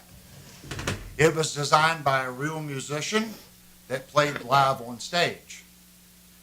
Every part of this guitar was thought out. The access was thought out. The neck was thought out. The bridge was thought out. Is this a cheap guitar? Absolutely not. But there's a reason why I played this guitar out live. It's well balanced. It sounds good. It plays good. And it's a two-piece neck. Kurt, you're 100% right. Kurt always makes, I'm not a big, person. I don't like the scarf joint. It's not that he doesn't like the scarf joint. He doesn't like the one-piece neck through here. Okay? We just went through a big season change. Okay? Changing seasons. A lot of my guitars, I had to go through and adjust truss rods on. I did not have to turn the truss rod on this guitar at all. Zero. None. Nilch. It hasn't had a truss rod adjustment in 30 years. It doesn't need a truss rod adjustment. It's a very stable, accurate guitar. So when we review guitars, I can review the guitar on how it is right now. But I can tell you, I love the Ibanez RGAs. That guitar, the neck's going to move on it. It's a scarf joint, shiplap joint headstock with one piece of maple. And it's got a truss rod. But that neck is still going to move a little bit. When you get into multi-piece necks, there's a seam right through the center of this neck, and it's two pieces. Okay? And you notice it's quarter sawn. It's not a flat sawn neck. It's quarter sawn neck. So little things like that. I just lost YouTube. So we are going to have to go back to YouTube real quick. I lost the chat, guys. Hold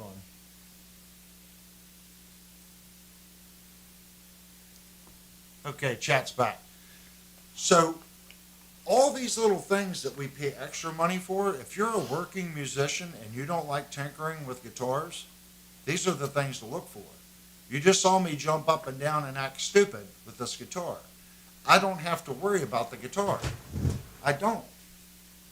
This guitar will never come off of its thing. I don't care what I do with it, it's not going to come off. How do I know that? I played this guitar out live for years. It's not coming off. I don't have to worry about dropping it. And this is a very expensive guitar that they don't make anymore, and I'm doing that to it. Why? It's already beat up. It's a working man's guitar now. When you buy a guitar, strap locks. These strap locks are, I can't fathom how old they are. Vox said he finds his shallow locks need the lock nuts tightened fairly frequently. Yeah, I did change the screw. Okay, this screw that's in this, the one that come with the original ones, was a very fine thread. So I went out and I found a coarse thread screw that fit in the piece that was a little longer. So that screw goes way back into the body. This little pin locks into the guitar neck. Something else. Look at how the strap lock is. Notice how where the opening is? I'm not stupid. When I put the strap lock in the guitar, see how it cradles? See where it is? It's under the cradle. I don't have the opening of the strap lock down here. So when it's hanging, it's in the cradle. See? Exact same thing on this side. It's in the cradle. Hard to see that one. So position your cradle to where it's underneath the strap piece like that. And you don't have to worry about it. The guitar will return back to its neutral position. Doesn't matter what you jump with.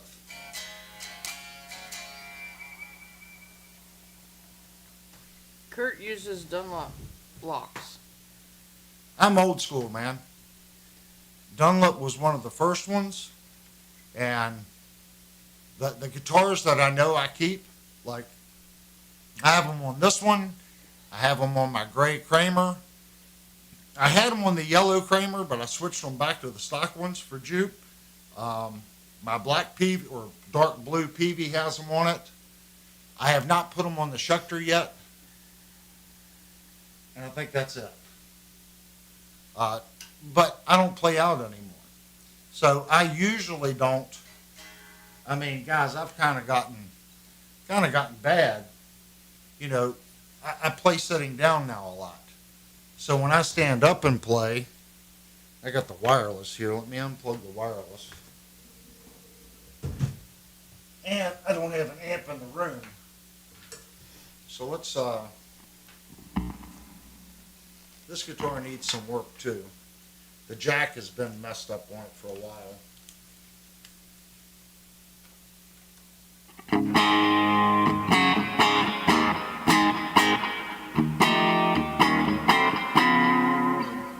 You can hear that sound that this guitar has.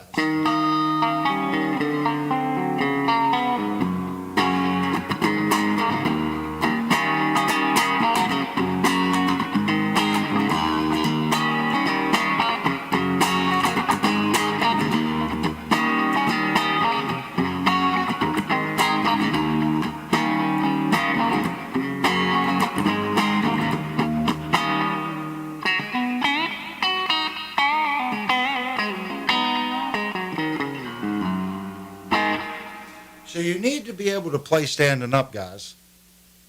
You gotta, there's a completely different position.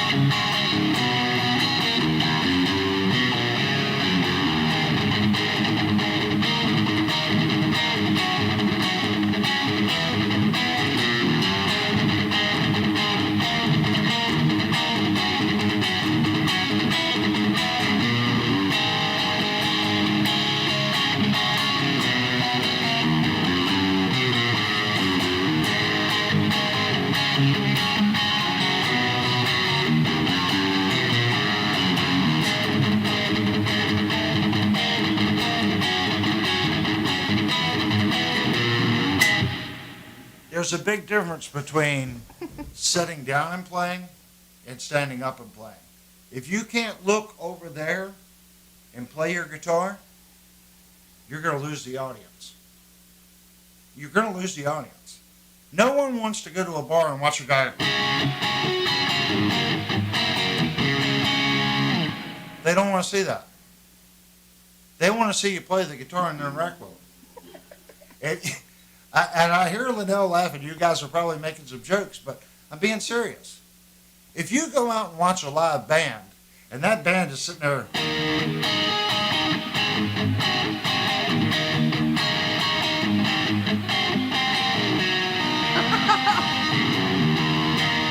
no one wants to watch that. Nobody gives a shit about going to watch a band that's going to sit there.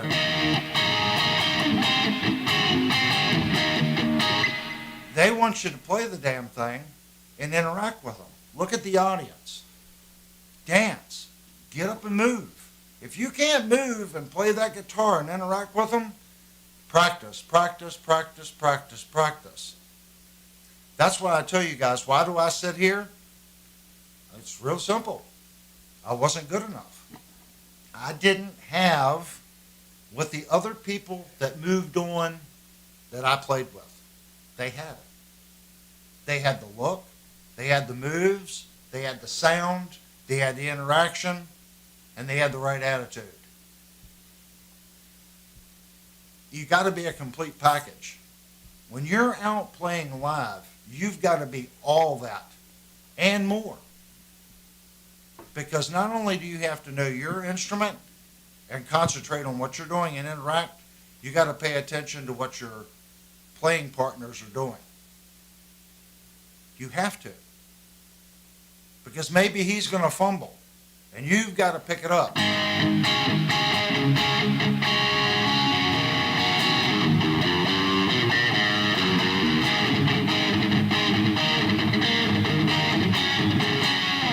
Well, why do I like this guitar? I have played this guitar and played this guitar and played this guitar and played this guitar and played this guitar. And then when I think I haven't played it enough, I've probably played it more than enough. And it's a weird scale length. This is 24.75. This is a scale length I don't normally play. But I've played this guitar so much, I can pick it up and it immediately feels like my guitar. And you're like, well, of course it's your guitar. No, it feels like my guitar. This is my guitar. When I feel it, I feel the neck, I feel the way the frets feel, I feel the way the tremolo moves.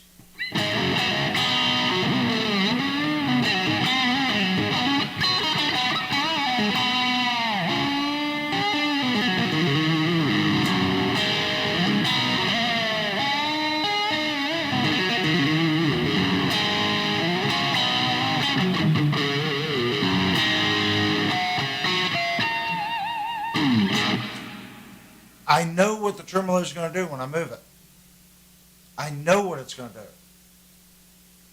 I don't have ESP. I've just used it so much, I know how it feels. It doesn't have, not to say, I'm not picking on Floyd Rose's. It doesn't have the slop and the feeling of Floyd Rose.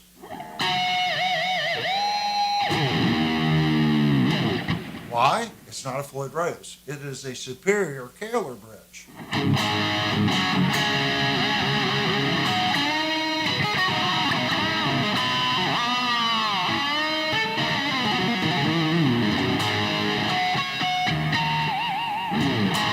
And you can hear it when I use the bar.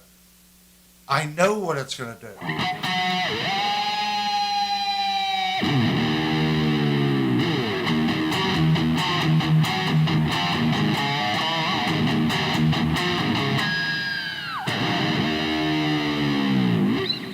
I have played it so much, I interact with it. If you have that feeling with a Floyd Rose, great, that's your bridge. Me, I just started playing Floyd Roses 4 years ago.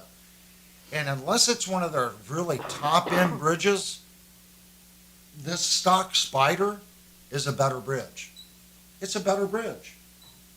I can call Mr. Kaler right now, and I can put a lock on this bridge to where when the tremolo falls to right here, it's a fixed tail. He makes a kit for this bridge that's 30 some years old that when the bar goes right here, it's a fixed tail. All I got to do is pick the bar up. Now it's a floating bridge. Fixed tail, floating bridge. Fixed tail, floating bridge. So in this position, I could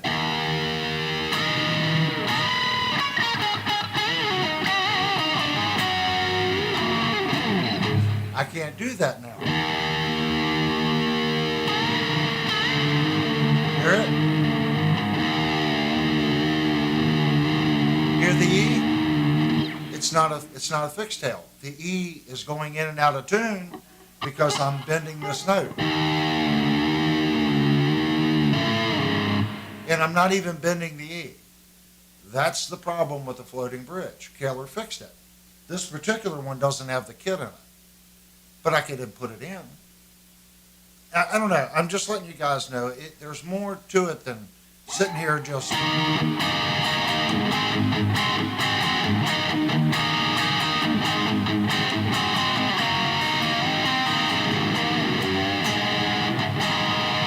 little out of tune.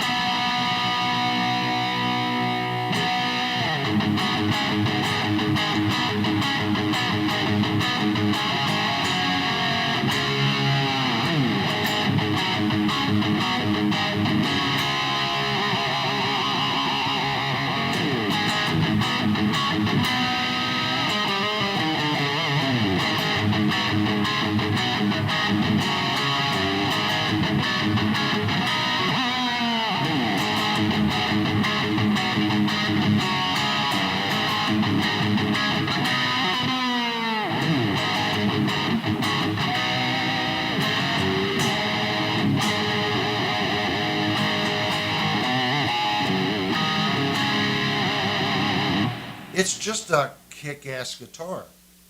I'm overplaying a little bit. I haven't played it in a while.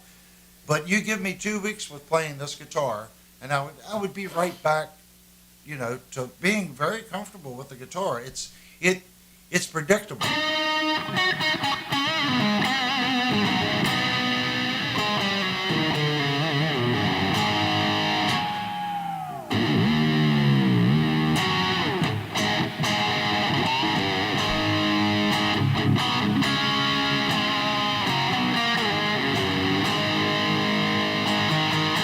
What kind of pups are in it? It's all stock. This is the stock PV humbucker and the stock PV single coil. And it does really well. If we go to clean, let's do a clean. And I'm in the center position, guys. I'm not playing in the bridge. And I'm getting that kind of feel. If we go, let's go back to our special channel. This is our bridge.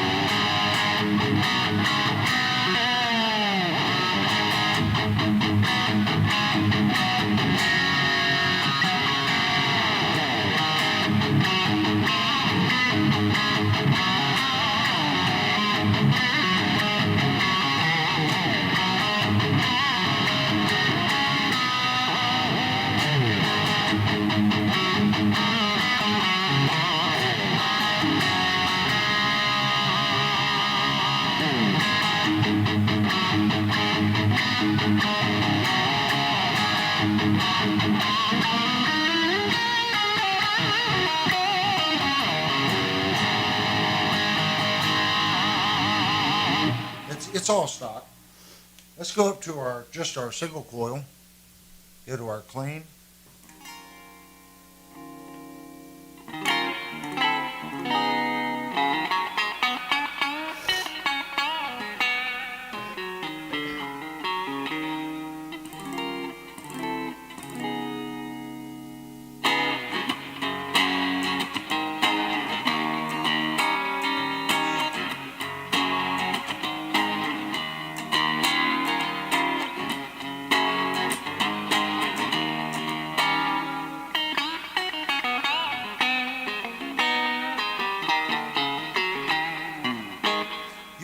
It's a little quacky.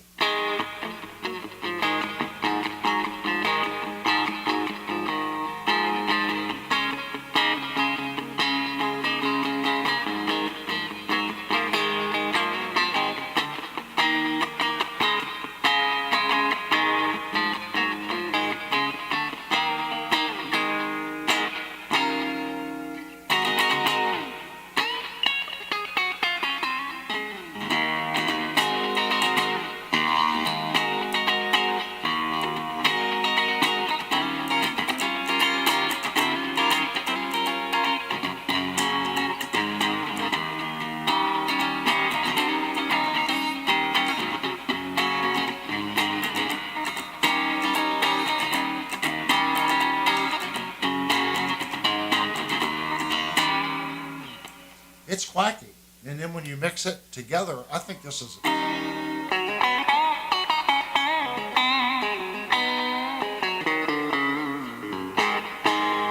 I love it in the center position. It doesn't lose the attack that the bridge gets, but it also gives it a little quack. I played it most of the time in the center position.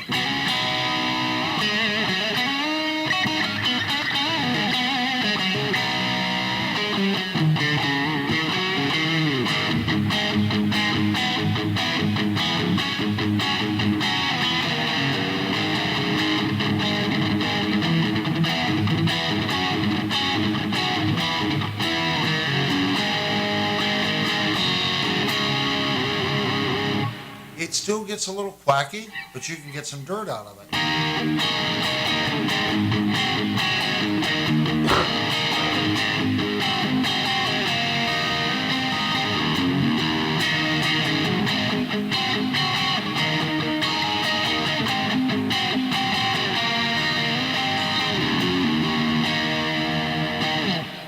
It's quacky. And then when you switch down to the bridge,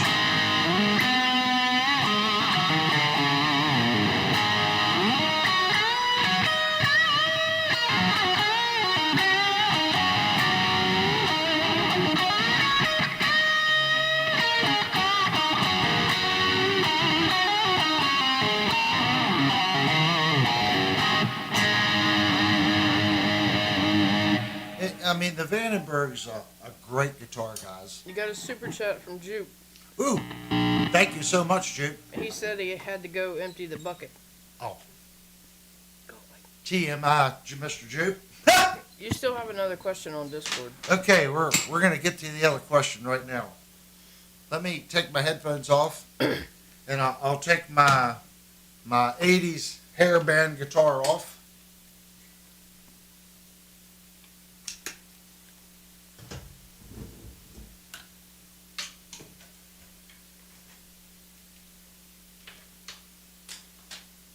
That guitar, guys, that's my baby.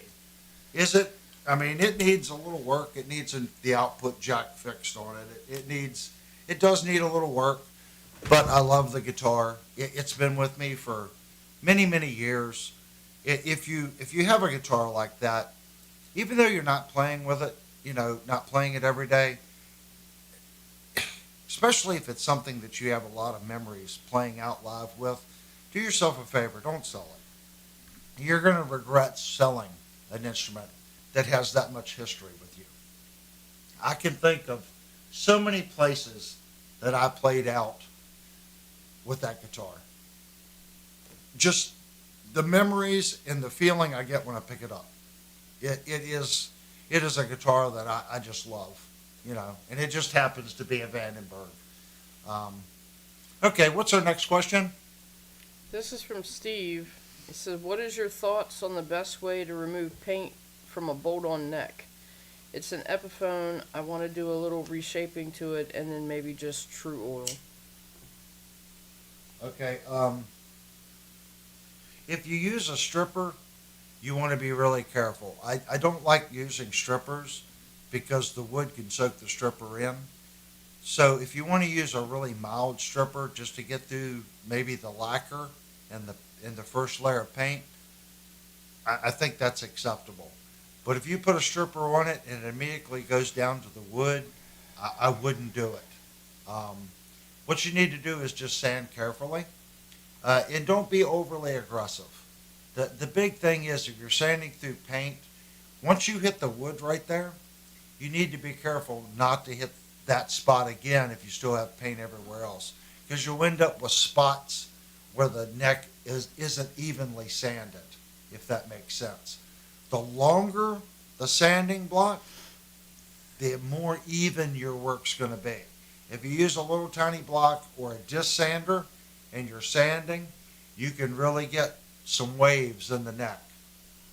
Until you get through the paint, I would probably recommend like an 80 grit on a long block and just block sand the neck. And try to keep even pressure as you're sanding. And pay attention when you go through the different colors. When you eat through the lacquer and get into the paint, you're going to see black on the sand, on your sandpaper. When you first start, you're going to see white, the clear coat and the poly. Once you start seeing black, that means you're hitting the paint layer. So you need to try to bring it down evenly. Then you're going to hit a primer layer and most likely some type of sealer layer, something they use to seal the guitar with. So unless you cut into the wood a little bit, you're probably still going to, if they used a color sealer, you still might have some of that in the grain, if that makes sense. Just bring it down evenly and pay attention to the different stages as you sand down through it. Take the tuners off of it, and you're going to have to sand around and onto the neck of the guitar, right here. Because there's no way to sand this edge without hitting the side of the fingerboard. So that means you are going to sand into the edge of the fret, the very end, because you're going to have to make that transition there, if that makes sense, because this is built up with finish. So hopefully it's all clear coat and the actual color and sealer is extremely thin. That's how it should be. Your actual color should be a very, very, very thin coat, and all the durability is in the top coat. So pay attention when you're sanding. Like I said, it should be white. And as soon as you start seeing the color of the guitar on the sandpaper, that means you're through the clear coat. Okay? And that should be a very thin finish. Then you should hit another coat, some type of primer or sealer, and then hit the bare wood. But you are going to have to sand right here, and that's okay. And you're going to go, oh, well, it's not going to match the top. It's going to be okay, man. Just make sure when you sand it, you sand right up to this edge, okay? Right up to that edge. And then what you can do is redress the end of your fret. It's not going to hit the top of the fret. It's only going to hit the very edge of the tang. So you can go back with a chamfering file, just kind of lightly hit it, and lightly dress the very bottom of your fret. And then what you can do is you can come in, go back and watch the Ibanez Gym videos. You can come in here with a light piece of sandpaper, like a 1500, 1200, and you want to sand from the top and around and just break that edge. And what that's going to do is you're going to go from the old finish, and then you're going to lightly sand, and you're going to blend into your new work. Okay? Then lightly sand the whole fingerboard. Remember, you're trying to blend your work, so you want to cut into this a little bit. Then put tried and true on it. I prefer tried and true. It's an extremely thin finish. It's durable. It looks great on rosewood. It looks good on Jatoba. You guys saw what the gym looked like after we were done refinishing it. It makes it pop. And 3 or 4 coats on the back of the neck, my God, it will play like butter with tried and true on it. It is a thin finish, so keep in mind, if you're playing out live and you're sweating it a lot and you're playing it a lot, you may have to apply 1 coat every year to it. And you're going to put it on just like a wax, okay? You're going to put it on, you're going to keep rubbing it until it gets dry, okay? Set the guitar down for about 24 hours, then go back over it with a microfiber cloth and just rub it. That's it. That's your coat. And it doesn't take much. Go back and look at the video. A back of a neck, 2 little dabs of tried and true in that bucket will do a coat. Each time you sand it, remember you're removing a little bit of the finish, but it's working into the deeper grains of the neck. So 3 or 4 coats, that's really all you need, unless it's a really, really grainy wood. Maple's not. Maple, 3 coats, you could usually get away with 3 coats on maple with a light sanding. If you're putting tried and true on it, you should already be at the 1200 grit sandpaper. You really should. I'm not a big heavy grit sandpaper guy because it's very hard to get those scratches out of the guitar. I know I told you to start with 80, but as soon as you went through the color, I would immediately switch to like a 300, or maybe when you even hit color, maybe go to a 120. I'm not a big 80 grit because it's really hard to sand that out of the guitar neck or the body. I really prefer 220 and above. It just takes longer, and it's easier to cause problems because it's a lighter sandpaper. You have a tendency of sanding more in one spot. A heavier grit sandpaper on something long and flat will give you a flatter finish, but it erodes into the guitar more because it's more aggressive. You get deep scratches. And even though I hear people say, I started with 80, I hit it with 120, I hit it with 220, and I finished off at 320, it's butter smooth. It may feel butter smooth, but when you go to put a finish on that, you're going to see scratches. You're going to see it. Because you really, like if you watch when I do frets, I always say I'm leaving material so I can remove some material. You have to remove enough material to get down to the bottom of that scratch line. The more scratches and the more aggressive that scratch is, the more you have to remove off, the more chance you have of making a problem. So if you're going to do it, Steve, I would recommend get a cheap guitar that has a finish on the back of the guitar and practice one time. Start on one side of the neck and learn a little bit, and then start on the other side of the neck and learn a little bit. And once you get a good feel for it, then do the other guitar. Is it going to be the same? No, it's 2 completely different guitars, 2 completely different finishes, but at least you've got some experience on how to move the sanding block back and forth. So like I said, I would start with like at least a 10-inch sanding block, maybe an 8-inch, the smallest. That way you stay even. And the hard part's going to be up by your volute, going into your headstock, and where it sands into the seat of the guitar. That's where you're going to have to sit there and roll the sandpaper and manually cut. Keep following the grain. As much as you want to do something crossways, don't. Keep following the grain. The only time you want to sand crossways, and I know this because I've made mistakes. Let's say you've got an error here and you've sanded a flat spot and you feel it. I will take a long piece of sandpaper, put the guitar in a fixture, and I will literally do this with the sandpaper. Well, I'm just kind of holding it like that. I will take the thing, and I'll take the long sheet and I'll sand like this, and I'll run it across like this is a wheel on a belt sander.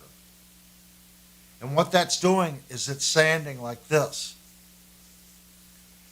And I'll do something aggressive. I would probably use 120 grit if I have an error, and I would go down the neck and then back up the neck, down the neck, back up the neck. I do that a couple times, and I'd put my sanding block, my long sanding block, and then I would do this. If the sanding block is long and there's a low spot here, it's going to be hitting the high spot, not hitting your high spot. I'd give it a couple long sands with the sanding block, try to get it true, and then go back with the strip paper. You got to bring that neck back in and get that error out of the neck. But you definitely want to finish up with the straight block. But here I have a volute. So I'm going to dig into that section right there with the straight block. I'm going to have to manually come in here and sand that. And when you do that, you can cause a little divot. Is it difficult? It's not. It just takes practice. You have to learn the feel of sanding. And I tell this to anybody, if you are creative and you tinker around the house, you'll have no problems learning it. because it's a feel with the sandpaper and the block. And you'll feel when you go to a higher finish, you'll feel the drag of the sandpaper. You'll start to understand, oh, I felt the change in the sandpaper in the tool. And you'll start to understand what the guitar is feeding back to you, if that makes sense. And then picking it up, looking at it in the light. Okay? You can also do something else to make sure that you have nice, even fretwork. Take some black spray paint and fog the back of the neck once you think you're right. We're not talking about painting it, just fog it. Then take your sanding block and go down the neck. Real light all the way around the neck. That's going to tell you if you have a low spot, because it's not going to sand in the low spot. So if you got a spot where it's fogged and sanded here and sanded here, now you know you've got an error in your sanding. If you go back and watch the gym video, you'll see me take a pencil and just mark the whole back of the neck. It looked like a kid just crayoned the back of the gym. And then I went over it and I sanded it. I did that for a reference to make sure that I'm doing full coverage. Every part of the neck got sanded. So you could do that exact same thing with your paint. Auto body people do it. They'll block out some Bondo or their skim coat. They missed it, and then they block it again. And that's going to tell them where the low spots are. It's the exact same principle on the back of that guitar. It's where you touch. And believe me, you'll know if you've got a bad spot in the neck because your thumb's going to feel it. You're going to feel that hump or that spot that you sanded too much in. So just take your time, man. You can get it. I've talked to you a lot on the Discord and stuff. You work on your house, you do stuff like that. It's not overly complicated, man. But try something on an inexpensive guitar. Go down to the pawn store, buy something that's cheap, that's got a finish on the back of the neck, and just experiment with it. Unless the guitar you're talking about is that guitar, and you're wanting to experiment with that. Start there and just learn. I remember when I first started, I wouldn't redo frets. I did setups. Then I would go, okay, somebody come out, I want new tuning keys. Okay. Well, can you do pickups? And it just started, oh, I got a chip in my guitar. Can you fix it? When I first started fixing chips, I wasn't that good at it. But if you look at Jeep's guitar that I fixed, you can't tell I did a repair on that neck. You can't see it. I learned how to cheat and how to blend finishes. And it just takes time. That doesn't mean the next guitar I get is going to be perfect, because nobody's perfect. You might mix a color and you try to blend it and it looks great, and then you put the top coat on it and it smacks you in the face, because the top coat will bring out more red or more blue or more green, and you think you've got it nailed and it's the perfect patch, and then the sun hits it and it looks like a tumor that you patched, and you're like, oh, I missed that. Some colors are really, really difficult to blend and match. And I always tell people, I will do the best I can. Gyps just turned out perfect. But a lot of that was black is easy. It really is. A hard white is the hardest color to patch and repair. I know you're just like, what's white? There's a lot of different colors of white. And when the sun hits white and when it moves, it changes color based on its base coats as the light hits it. It's a very difficult color to patch and how to repair on white. White, cream, off-white, I always tell people, you're going to see it. You're going to see it. You may not see it when you look straight on it, but let's say you look at it at an angle or the sun hits it, it's going to look off. Unless you really blend it into the guitar, half spray it, compound it out, clear coat it, then you might be able to hide it. But if you're just trying to do a corner and blend it in, you're going to see it. White it's just one of those things. I hate to say that. But and I'm not saying there's not somebody out there that can do it. people out there that are so talented with finish work that they could probably do it.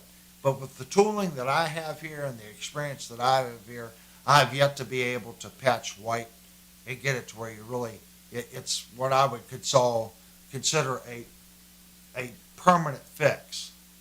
And as it ages, it's going to change too. If you look at old guitars and they got blotches, they'll say, well, the guitar had a repair 15 years ago. Now you can really see it. Why? The two dissimilar finishes aged differently because the makeup of the finish is different. Does that kind of make sense? So on white, you can do a perfect repair now. In 20 years, it might show just because of the dissimilar finishes, if that makes sense. Okay, guys, I see we still got 18 people in here, so I haven't chased everybody away. I guess I'm going to take one more break. I think we can do that. It is a Saturday night. Let's take another break, and when we come back, let's open up the chat for just open discussion through the chat window. I am going to try, guys. I really want to do more direct interaction with you guys, and maybe during the break I can get the other camera up and running since now we're down to one camera. So let's take a 5-minute break, and when we come back, we're going to open up the chat window over here.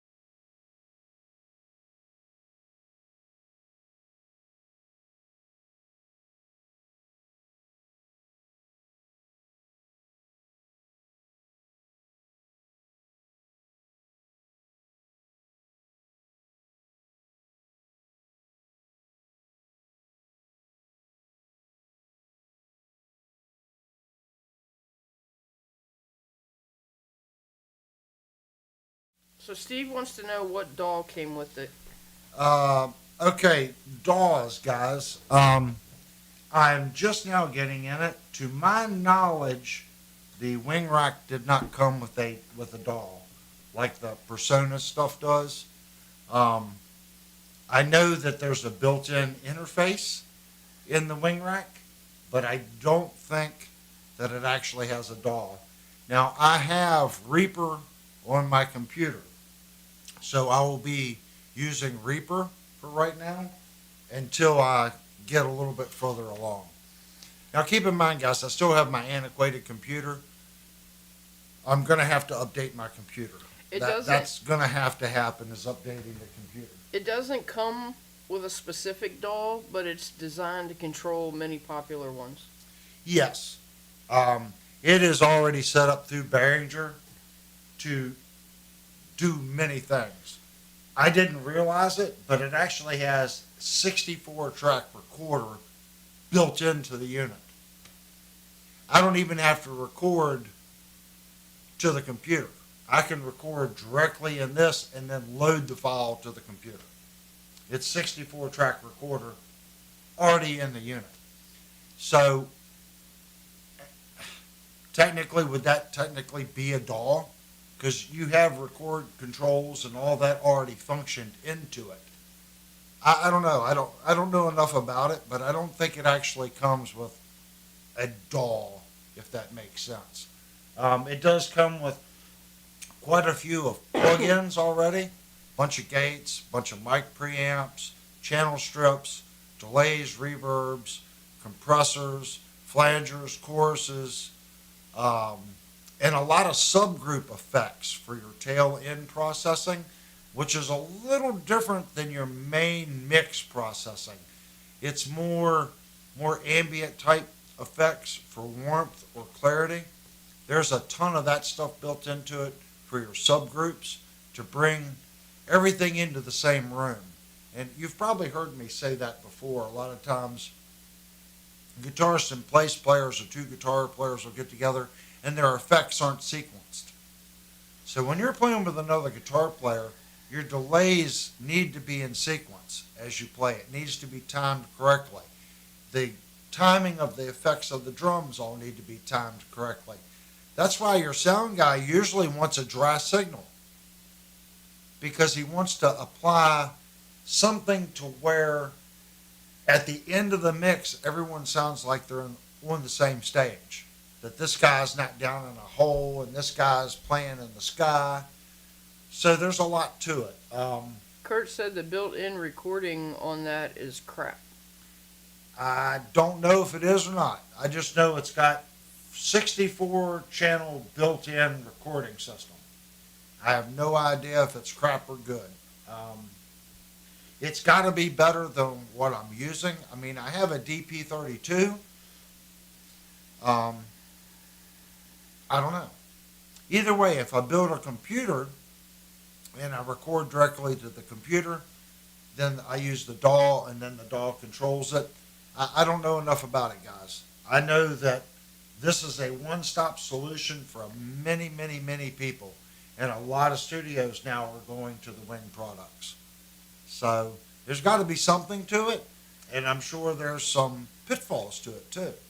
You can't always get perfect everything, especially not at this price point. I know I paid a lot for it, but a good sound engineering board, we're not talking, that's not $2,000. That's $20,000 or $30,000.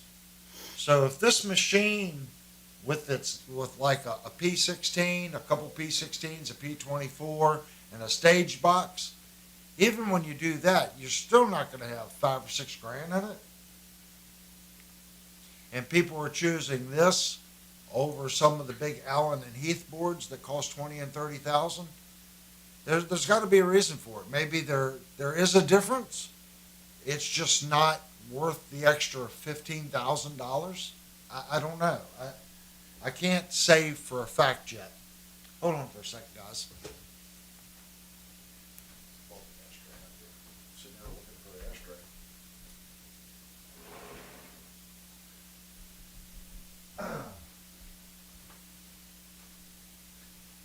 But as I said, you know, we're gonna go over what I find. Am I gonna use the recorder?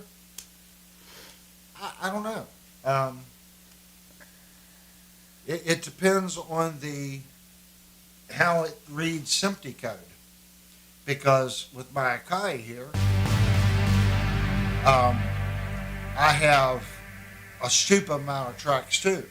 So I can do the bass, keys, drums, and everything here on my Akai workstation. I can get the Mayato time clock, and I can sequence this to whatever time clock. Let's say I use track 1, okay?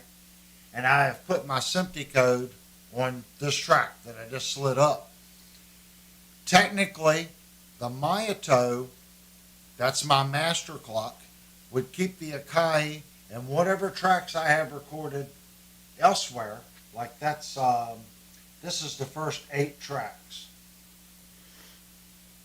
So, I don't know where it's at, but effects, setup, library, meters. So this is all the meter banks, all the way up to 40. Here's bus 1, bus 9 through 16, DAC 1 through 8, DCA 9 through 16. Here's my main, and then here's my matrix. So everything is controllable right through here, if that makes sense in groups. And there's another button, right here. So this is 9 through 16, 17 through 24, 24 through 30 for my each channel. Auxiliary sends, bus groups. I mean, the power is, it's kind of stupid. The only drawback I see is you're limited to this little bit. That's why a lot of people buy a P16 or a P24, or the Midas has it's a DP48, and they use that as a controller box. And this whole rack sits in a rack away from the workstation, and they use the DP48 or the P16 or the P24 to control it, or a computer. I have it already loaded onto my computer. I could pull up the wing rack software, and on my screen it looks like I have access to 24 channels, half of the console just on the screen. I don't know yet. I'm sure that I'll, like some things and probably not like some other things. But I can already see the advantages to it. Just the advantage of, like my Mackie has only 4 aux sends. I'm unlimited. I can put 20 sends on one channel as long as I have a return for it. It's not just 48 channels. It's 48 stereo channels. So it's actually a 96 channel board. That is freaking insane. My 16 channel Mackie is all mono. So if I have 8 stereo inputs, I'm done. Right here, I have 8 stereo inputs. And I haven't even gotten into channel 19 through 16, 17. It's already stereo. The only drawback is I have to use a pan knob right here. This is the pan. So that's my pan. So I can change the angle of the pan and how it affects. See, that's the stereo image of how it is in the room. Now, if I want to pan it to the right, I have done a narrow field and I've panned that field to the right. That would take, on my Mackie, that would take a tremendous amount of time. All I did was grab one of these, put it at 180 degrees. Now it's not narrowed, and I've panned it to the right. Now I'm narrowing the field. So right here, it's all panned to the right, and my left signal is only at 50%, if that makes any sense, just by dragging this. That's crazy efficient. It really is. that little thing right there is crazy efficient. And then I can tell it to send the left right to independent subgroups if I want. Just by doing right here. Pre-main mix, out main mix, submix. Main sends. I have 4. 2 extra, even though I'm on one channel and it's stereo, but I can send it to 4 independent groups. Over and above my auxiliary sends. So it's kind of crazy. Do I need all that? I don't. I don't need all that. I don't need all that. But the ability is there, if that makes sense. So in the future, I'm sure I can manipulate those channels with my keyboard because I have 8 outs on the keyboard. I'm sure there's advantages to that. And I'm sure it makes it more complicated as well. I don't know. I'm sure it's not all woohoo. There's going to be some drawbacks. Like I can push a button right here and it goes to main sends, DAC mute. I don't even know what that is. I have no idea. I have 4 potentiometers here to control what's in this menu. Then I have a level for my headphone jack here. And this right here is just a pull. So I can, if you put it in a rack, okay, and you're standing in front of the rack, you can pull the thing up to where when you're looking down on it, you have access to look at it. In my case, it's already in a tilted rack, so I don't need to do that. I can just leave it like that. It's already tilted. Here's my input, or actually it'll be input or either my output VU meter. It's crazy. It's going to be a little while, guys. I've got to do some. I knew it was a catch-22. I got to update my computer and I needed a new board. I'm hoping, according to what I was reading, it doesn't take much computer power. So I'm hoping I can do my basic stream work with the computer that I have. And then when I update my computer, I can update my plugin library, do some other things. Waves, it is not set up from the factory for Wave. I can add the Waves card, and instead of having a 10 millisecond legacy, if you have a separate computer for the Wave platform, and I put the Wave card in it, it drops it down to 1 millisecond. That's crazy good. And we're not talking about one thing. We're talking 1 millisecond across all 48 channels, maxed out with every effect possible per channel. If I add plugins, which I can do that through the Wave and the USB, it can be up to 10 milliseconds of delay. Not using what's built in, using the computer, if that makes sense.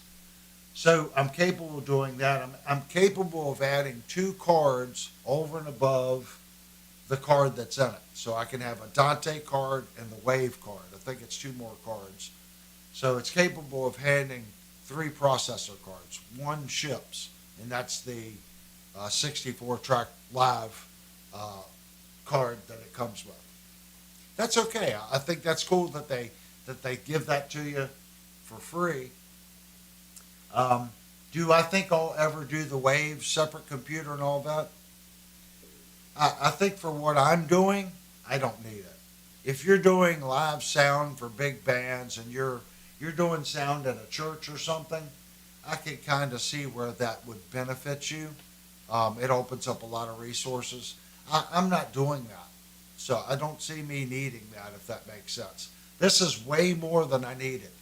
I could have probably got away with the X32. I'm just worried about the platform going away.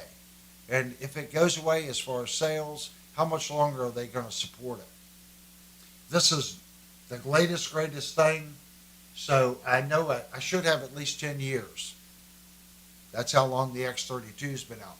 Cross my fingers. I cross my fingers. That's how it's gonna be. Okay, guys, I'm looking at the chat. Is there anything that we missed, honey? Nope. No. All right. I know we just took another break and stuff, guys, but I wanted to come in and give everyone the opportunity to ask something. I want to start trying to pay more attention to the chat. I did check the other camera. It's still frozen. This is what happened earlier. It didn't freeze. It wouldn't even connect. I'm using Mevos, and I guess they're okay. There's things that the channel needs to do to grow.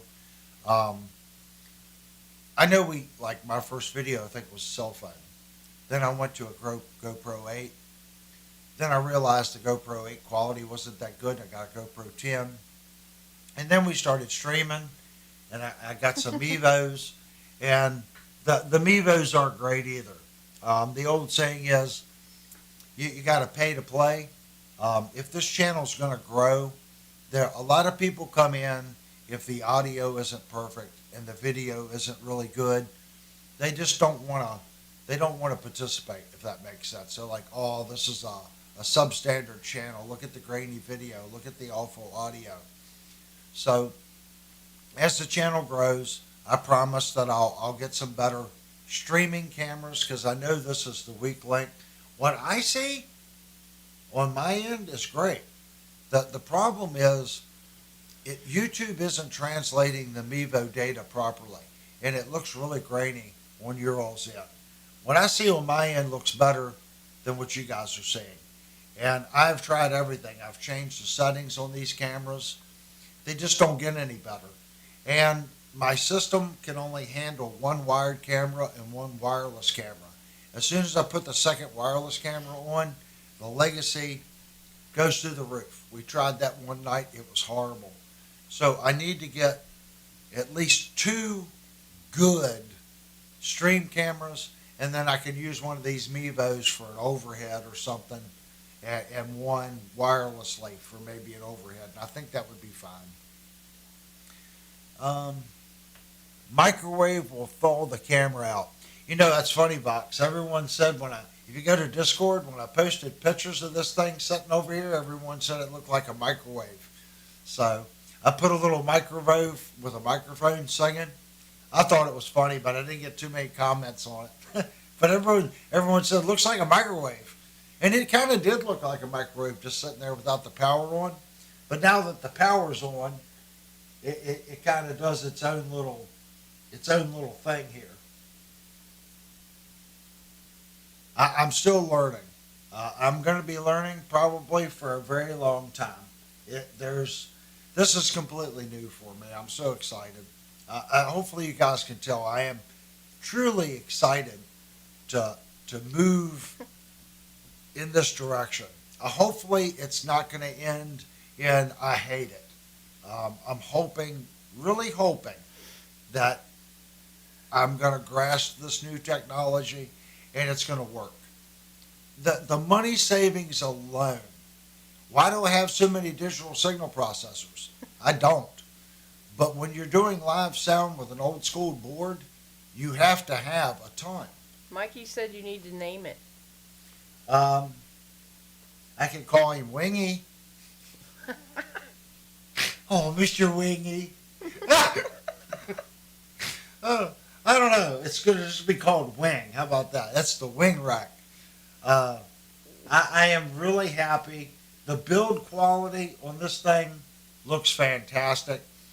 I actually slid it into the rack with the handles. It feels solid. It feels substantial. It's heavy. The buttons have a nice feel to them. The potentiometers right here, they have a nice feel to them. Nothing feels cheap. It feels like a quality unit. We'll just have to see how well it holds up and what the pitfalls are. And I know there are pitfalls. But the buttons and everything, it feels like a quality unit. We'll also have to see, since it's touchscreen, if there's areas that you're constantly touching and you start getting the marring. So I might look into like the protective film that we put on our cell phones. I'm pretty sure someone makes one for the screen. I definitely need to get one, that way I'm not scratching up the screen, and something that I can replace. Because I can see that being a pitfall, constantly pushing in the same spots. So I need to look for a protective film to put on it. These are little things that I'll be getting in the next couple of weeks. But I'll start this week plugging a microphone into it and trying to get that signal out to the computer to stream with. So over the next 2 or 3 weeks, guys, you might see lives go up, and they're called test lives. That's going to be me playing with the new equipment, trying to get the bugs out of it so I can eventually get away from the rack. Me first says, so which model is this? I got here late. This is the wing rack. They only have one wing. Now they have an X32 rack, but they have the wing compact, which is this unit with basically a small mixing board tied into it. And then they have the full size wing, which is a 48 channel, full size board with this in it. This is a wing rack. So you don't have sliders and everything like a conventional board has. Everything's controllable through the front panel and your computer or a P24 or P16 in groups. Well, we'll see how I like it. Mikey says, wiggy. I like that. Wingy. Wingy. Or wingy. Yeah, because you said Mr. Wingy. I don't know. I'll probably just call it the wing. I mean, I don't really name my guitars. Devastator said micro wing. That's something I've never done. I don't really name my guitars. I don't name my equipment. I don't. This is a tool. And hopefully, it's going to be a tool that lasts a long time. Guys, when I buy equipment, I try to buy nice equipment.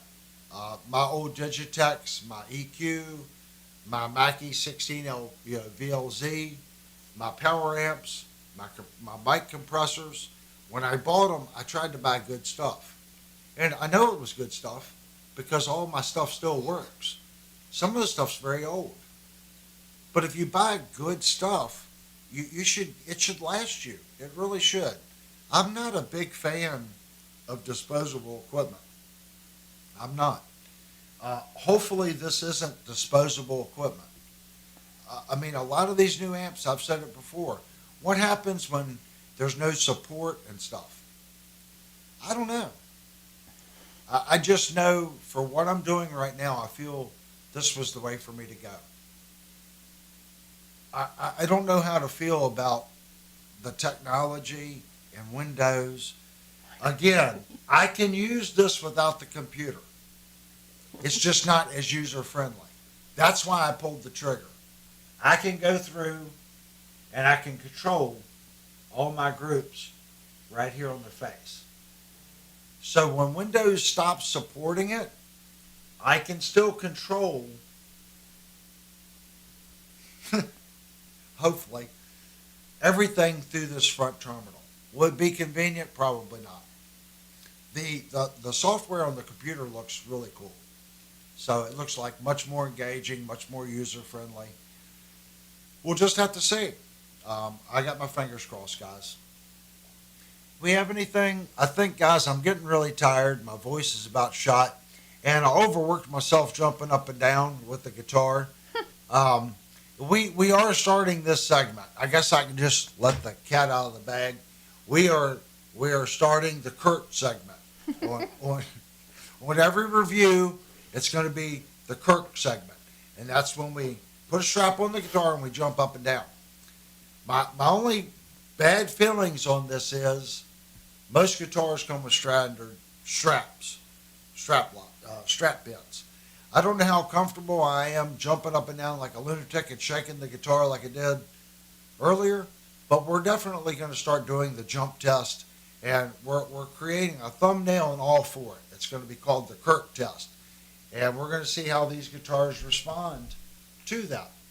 A lot of it, I think I need to change straps because the strap that I have is leather, and I did that because it has some bite. It grabs your clothes. It's firm. It's soft. It grabs the guitar. So it kind of cheats. So I'm going to go to the music store and get a cheaper strap, something that's a little slicker, that wants to move for this test. Do you think your Schecter would look good with a gloss body instead of a flat finish? It's like a matte finish on the Schecter. I think the attitude and the feel and the look of that guitar, it's fitting. Let me grab it real quick.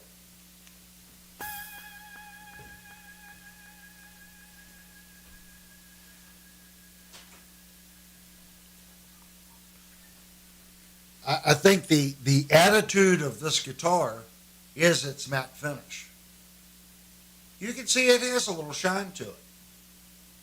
The drawback that I've seen with the matte finishes is as you play them, you'll get a polish section from your forearm rubbing the guitar.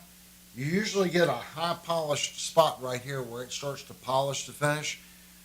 I don't know what this one's going to do. As of right now, it hasn't done that. But I think part of the allure of the guitar is, you can see like right here, it does have a little shine to it. But yet it's matte. See how it changes? That's a beautiful guitar. And this is a stupid good guitar, guys. I mean, it's a good playing guitar. And I keep saying it's one of my best playing guitars. My Vandenberg's a player too. Don't let anybody think or tell you that this is a far superior guitar to the Vandenberg. It is in some ways, and it isn't in some ways.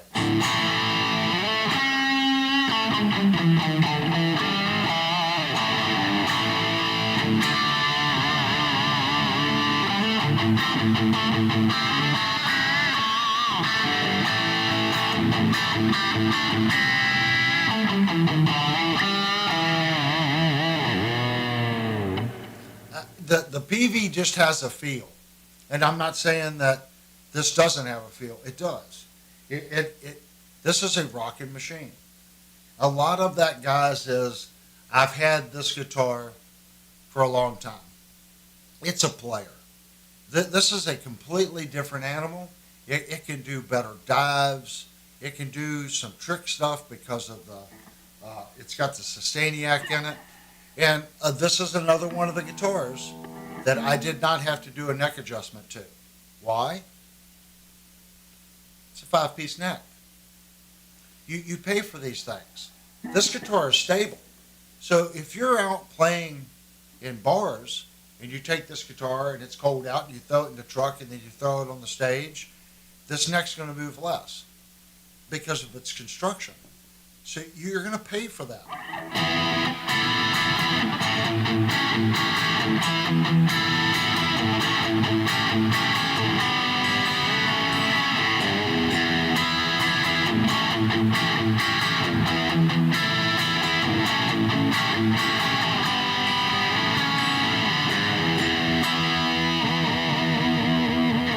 And I'm still not, I think I've said this a couple times, I'm not 100% in love with the pickup in this guitar.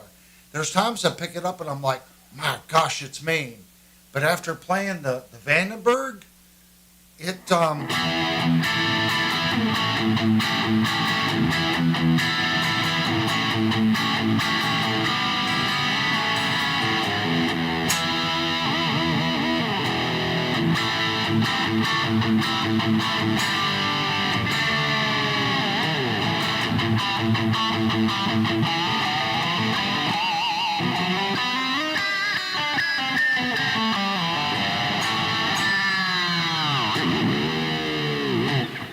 it does certain things better. I think it's a little more ice picky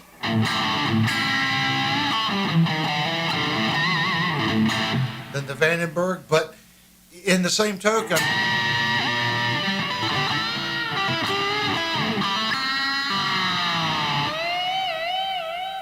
it's a little better at that kind of stuff.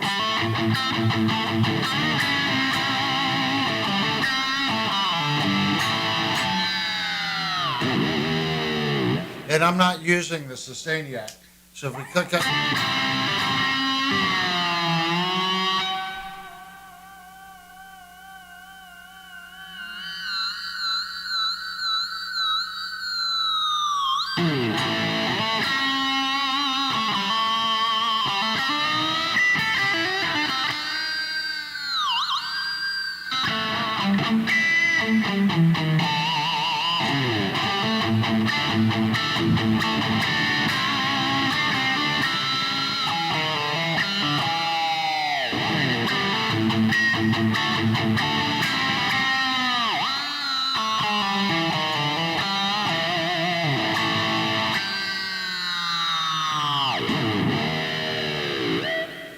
it's just better at that kind of stuff because of Sustainiac. I will say this. I set the Sustainiac up on this switch to where it was very subtle through my tube amp. For whatever reason, when I connect this now to my modeler, to my interface, it's too much. So what I need to do is I have 3 settings on the Sustainiac. I need to set this one up right here to where it's usable with my modeler. Right now it's a little too much. Have an in-between setting, and then maybe this setting here for my tube amp. You would think it would be the same. It's the difference between how the tube amp reacts to the signal and how the modeler is reacting to the signal. In this position, it is unusable with this modeler.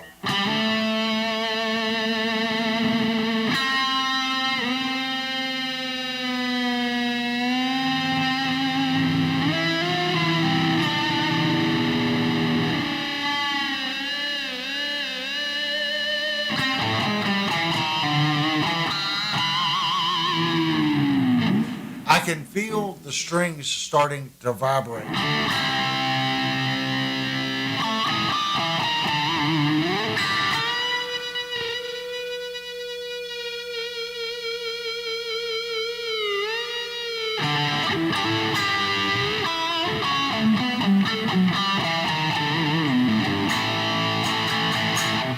So in the back of the guitar, you've got some, in this electronics cavity here, you've got some small micro pots that you can change how the Sustainiac will affect the guitar. I really need to go in and get it set up for the modeler correctly. Would 0000 steel wool shine it up? I'm not a big steel wool fan because the metal fragments can get all over your pickups. If you really want this to have a shinier look and you buy this guitar, I can tell you what to do. Lightly hit it with some 2500 grit sandpaper, okay? Just lightly. Put 3 coats of tried and true on it, and this guitar would have a better shine. It would. I've actually thought about the back of the neck on this guitar is actually really, really good. For a stock guitar, it's got a little bit of, yeah, guys, I am super picky. It's got a little bit of something going on right there. Yeah, right here. I would lightly sand the back in here with some 2000 grit, and I want to put 2 coats of tried and true on the back of this neck. And it would be stupid. It's already a stupid guitar. I'm going to say it's probably my best guitar. The action on it's really good. It plays nice. It's predictable. And even though it's a crappy Floyd Rose, it's not a Kaler. It's a crappy Floyd Rose. It is a good crappy Floyd Rose. I'm not a Floyd Rose person. I think the way the tremolo sits in the back part, it's a Floyd Rose, but it's a good Floyd Rose.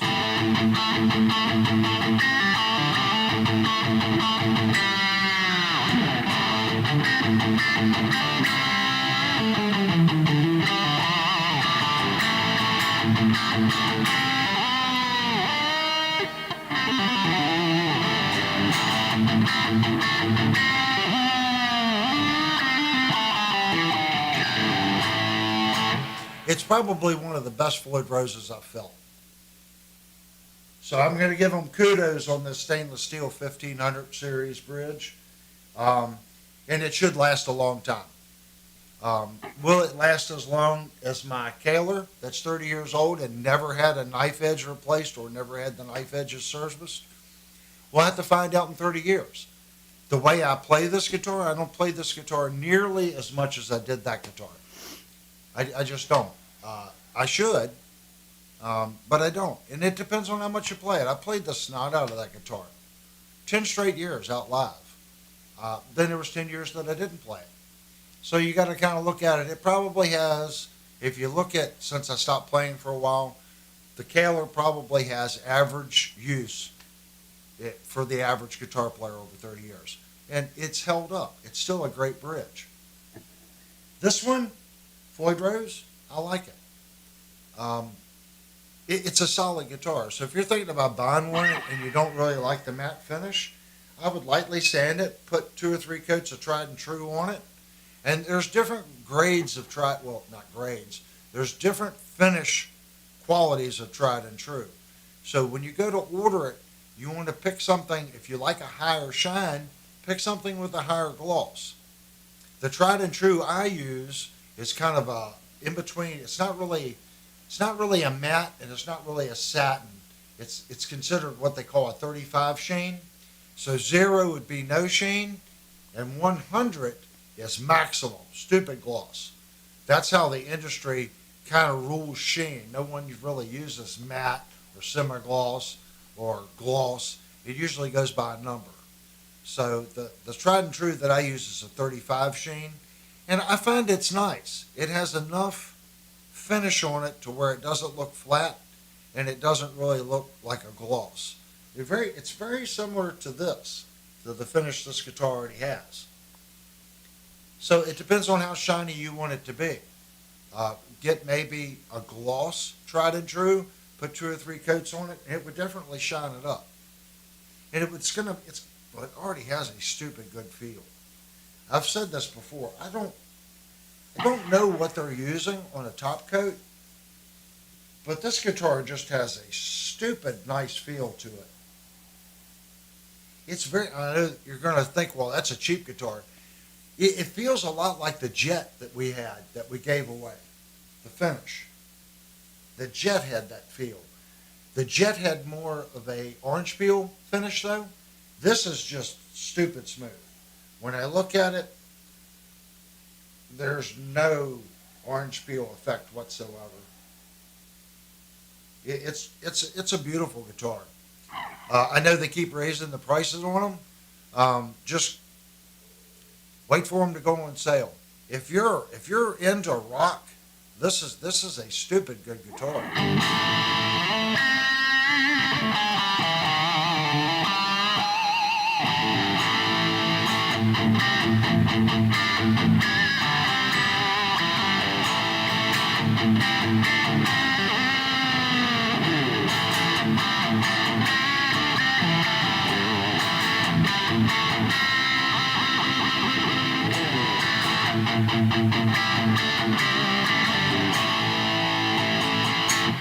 And it does well in the drop tunings. Like I'll unlock it and drop tune this. It's very stable. A lot of times you'll get a floppy sound. I actually think the pickups in this guitar are more suited for some of the alternative tunings. I'm tuned a half step down, I think, on this guitar right now. It really does shine if you do drop the E string down and play more modern stuff. I think that's how the pickups are voiced and set up. Right now, like I said, I think I'm a half step down.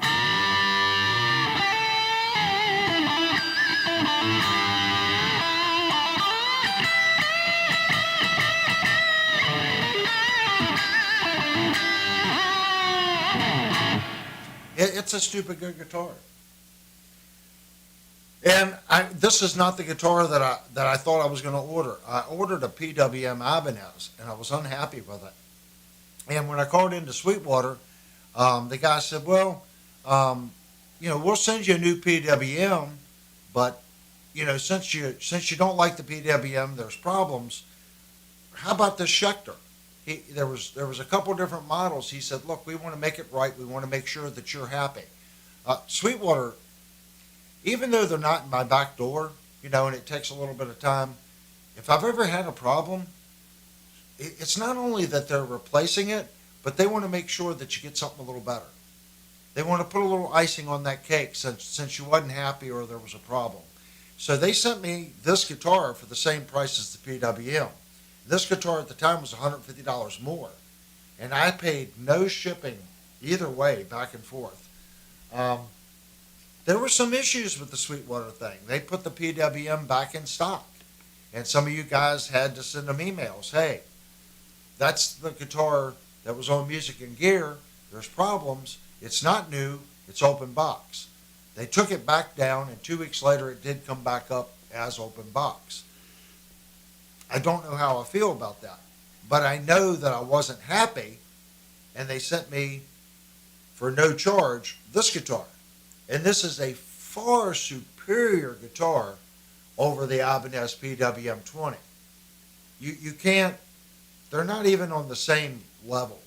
The multi-piece neck through body, Sustainiac. Even though it's a Floyd Rose, it's stainless steel. I think this bridge is far superior over the Edge 2 that was on that PWM 20. Better tuners. It's just a superior guitar. And I didn't pay any more for it. That's how I ended up with the guitar. Super happy. This is not something that I don't think I would have picked this guitar out. But my Sweetwater rep was like, believe me, this is a stupid good guitar. And when I saw it, and I'm looking at it like, wow, it's neck through, got a I think this is Purple Heart with maple. I mean, look at that. That's fucking, excuse my French. That's stupid nice. It's a stupid nice guitar. I don't care what kind of music you're playing. This is a nice guitar. Is there nicer guitars? There might be. I've reviewed the Jackson, and I'll say that too. The red Jackson Virtuoso we had on here, if you have $2,100, that's an American-made guitar. That thing's stupid nice. This is not American-made. I think this one's up to $1,700 now. This one's made in, where is it made? South Korea. So it's not American-made. So you're paying $1,700 for a guitar in South Korea. I think I said this a year and a half ago. You're going to start seeing the Indonesian and import guitars.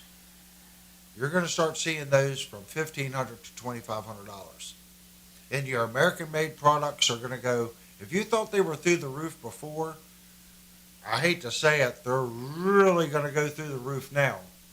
So if you want an American-made guitar and a quality one, my suggestion is jump on the Jackson Virtuoso because they can't hold that price point. I've reviewed one, and I know where there's a neck through at Shandor Music now. I've played that one. I've played the hardtail that they have down there, and both of those guitars, just stupid nice. And I know it's not cheap. It's not a cheap amount of money. But if you want an American-made instrument, I would advise you to buy one soon because it's going to be like the Parker. If you thought Parker was expensive 10 years ago, look at a Parker Fly now. It is stupid crazy expensive. Buy it while you can. Gibson, and I'm not a big Gibson fanboy, Fender. Fender makes it's called a Hot Shot Tilly. It's American made, got 3 pickups in it. It's basically like my, what do they call it, my Nashville Strat. You can get one for $1,800, American made. That's a heck of a deal for an American-made Telecaster. It's called a Hot Shot. Awesome guitar. I'm thinking about getting one. That's a USA-made Fender with the Nashville electronics for $1,800. You can say what you want. Could I get a Mexican one that's probably a little less that plays as good? Maybe. But it's not made in America. Would I get a great one? Would I get a good one? I don't know. I don't know what I would get. I just know my Vandenberg is American made. My Peavies back there are American made. This is my first non-American made purchase in many years. My Mackie, all my rack stuff, it's American made or it's Japanese made, Yamaha. Most of my stuff's American made. The day of it is gone bye-bye. I still want to support American companies. I don't think Fender, I don't want to say Gibson's bad. I don't think Fender is as bad as Fender when it comes to it's either great or it sucks. And Gibson really has that reputation. I think my next guitar is going to be a Hot Shot Telly. I really do. I love my Nashville Strat, and I get it. That's a Squire. So I don't know where it's probably made in Indonesia. So if Squire come out with like a vintage vibe, Nashville Strat, I would probably do that. But right now, they don't. And there's a side of me that just wants a American-made Fender.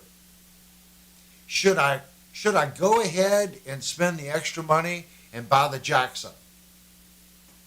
I probably should, because I know I would play the Jackson more, because that's more my speed guitar.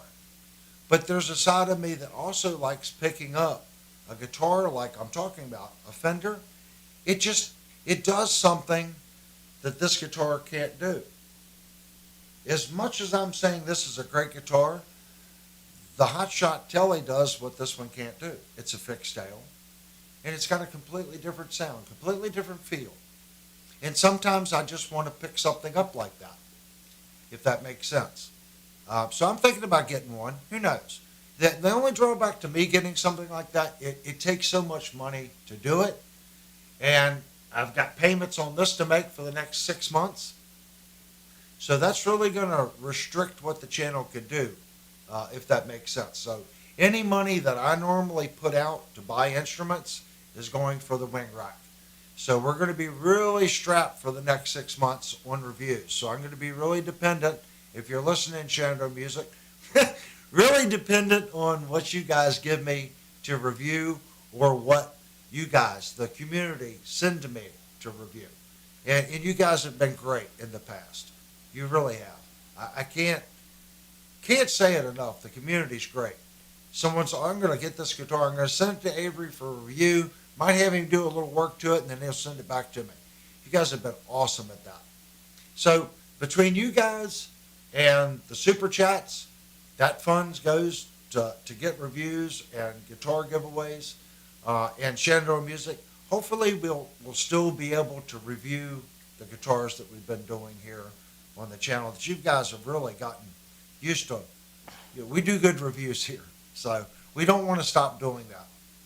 All right, guys, I think I'm going to call it a night. I said I was going to, the Vandenberg's American made. Now, you can't buy that Vandenberg anymore, Vox. This guitar was made in 1990. The new Vandenberg is made in Czech Republic. Yeah, that's why I can't do $3,000 on a new PV Vandenberg. For $3,000, that thing needs to be made in America. Come on, PV. You're trying. And another thing, PV, if you're listening, don't sell me a Vandenberg with a Floyd Rose tremolo. That's smacking the people like me that love the Vandenberg. That's smacking me in the face. That really is. That's a disgrace. I know you're trying to make money. Call Dave Kaler on the phone. Mr. Kaler. Yeah, this is PV. Yeah, we want to do it right. I know, we really screwed the pooch, and we built a Vandenberg with a Floyd Rose. But we want to make it right. Can you give us a good deal on your new 2700s? Yeah. Can you send us the routing profiles? Right. And bring it back to the United States. I'll buy one. But don't make it in the Czech Republic and stick a Floyd Rose on it and call it a Vandenberg. It's not. The Vandenberg was a success because of the 2700 Killer and the Spider. It was also a success because the top pickup is quacky. You can get some quacky sounds out of it. You can mix the two. It's still meaty. It's still beefy. It's got a little quack. It's got a little push. But then when you want full balls to the walls, you went down to that bridge pickup, and it was balls to the walls. It was a great guitar. Short scale length, easy to bend, great tremolo system, ebony fingerboard, beautiful inlay dots, solid brass knobs on that, guys. Look, from years of playing, the finishes were, it's a brass knob. These are brass, not some cheap metal pot junk. It's brass. It's a brass switch. The paint's wearing off. It's brass. It's quality. It's a solid brass bridge. All of the saddles and stuff are, and then hardened steel inserts on the knife edge. But the base plate and the block is brass. And you have replaceable knife edges. There's 2 screws underneath, the knife edge pops out and you can replace it. I mean, it's ingenious. Can you do that on this? No, absolutely not. You got to replace the whole base plate. Kaler was doing that 30 years ago. Far superior bridge. I'm beating a dead horse because I doubt very seriously that PV1 gives a rat's toot what I have to say. But I know there's other Vandenberg people out there that as soon as they saw it with the Floyd Rose, they're like, ugh, come on, really? And then when they saw it was made in the Czech Republic, they're like, nah. And you want $3,000? Nah, pass. I love Peavy. I know Peavy's trying to make a comeback. You want to make a comeback? You're really going to have to get people like me that know how you screwed your employees. That they just showed up one day and here's a note on the door. You no longer have a job. That's bad business. After you went on national TV and said that you were going to do everything in your power to keep the USA plant open, 6 months later, you put a note. You didn't give your employees any notice. That's a hard pill to swallow, Peavy. And I'm kind of willing to look over it if you bring that back. And I'm not saying it's going to be easy because you need to be able to source parts here in the United States. And that vendor chain is falling apart in the United States. But if you come back and some of these other companies come back, the parts availability will come back. It's all about product and demand. There's no demand in the United States because no one builds anything here anymore. And I'm sure I'm not the only one. I'm not saying I'll pay an extra, stupid amount of money, but you can do it. Bring back 1 or 2 things. Get that assembly line working, get the vendors, get your parts, start sourcing your own parts, and make it. It'll take time. I'm not expecting you to make an amplifier that's going to change the world next year and you're going to sell it at the same price as the Taiwanese stuff. I don't expect that. I expect you to bring some stuff back and make it a noticeable difference if it's made here. And you can have a noticeable price change. But if people want the import product and it's half the price, make it half the product. That's all we're saying. Don't give me a Vandenberg with a Floyd Rose made in some foreign land and want to charge $3,000 for it. I'm not willing to do that. And I think that's between that and PV shutting the doors on their employees after saying they were going to work with them. That left a big scar on PV. And I'm a PV fan. You could tell I still have my PV 4-speaker cabinet. I played a PV Butcher for a long time, tube head. Played PV guitars for a long time. I got AMR, which was bought out by PV. Why? AMR was Audio Media Research was an awesome board manufacturer, and they made a bunch of sound stuff. PV was on the right direction. They were doing what Behringer does. Behringer's not stupid. They go out and buy the company, get all their technology and their resources, and then merge it into their product. This has got Midas preamps in it. Midas. That's why Behringer bought Midas. Makes sense. Exact same thing Peavey did with AMR, Applied Research, Media Research. Got 2 of their units over there. Good stuff, 30 years old. Just replace the tubes in it. Keep going. Their old amplifiers, it was working man stuff. Bring that quality back and bring it back at a good price point, and the working class musician will have your back. They will, just like they did for all those years. Don't worry about your stockholders. I get it. Stockholders want to make money. That's when you look at them and say, you did make money. Are you going to make more money than if you invested in Medtronic or some other company? We're interested in making musicians equipment. And if people sell off your stock, the right people will buy it and understand what you're doing. But your stockholders is what screwed you, because they want to make X, and it's an inflated amount of money because the whole stock market's inflated. You just got to change who buys into your company and make a decent product. That's how I kind of say. I could be completely wrong. I'm just a CNC programmer that builds stuff on the side. I don't know poop from apple butter, but I know what I want as a person buying a product. I don't want a $3,000 guitar with a Floyd Rose made in some foreign land. That's not going to cut it. And that's not how you're going to get your market share back. It's not. All right, guys, if you guys have a completely different opinion on anything I just said, please put it in the chat. I don't think I'm saying anything that no one disagrees with. What they did to their employees was bad. Shutting down shop and then all of a sudden moving everything over as an import and then trying to cover it up like nothing happened, it destroyed them. So them coming back, they need to earn that business back from us, guys. That's just how I feel. But we started this because this is an import versus American made. If you want an American made product right now, Jackson, I think, is blowing it out of the park with that Virtuoso. That is you can get one with a hardtail as cheap as like $1,850 for American made. That's, and Seymour's. And nice Godot tuners. You don't need to do anything to that guitar. That guitar is stupid out of the box. Good fretwork. They're just solid instruments. I think they've got it nailed.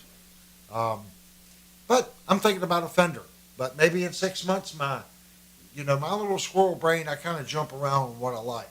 So after I get this paid off, we're probably going to be doing a computer.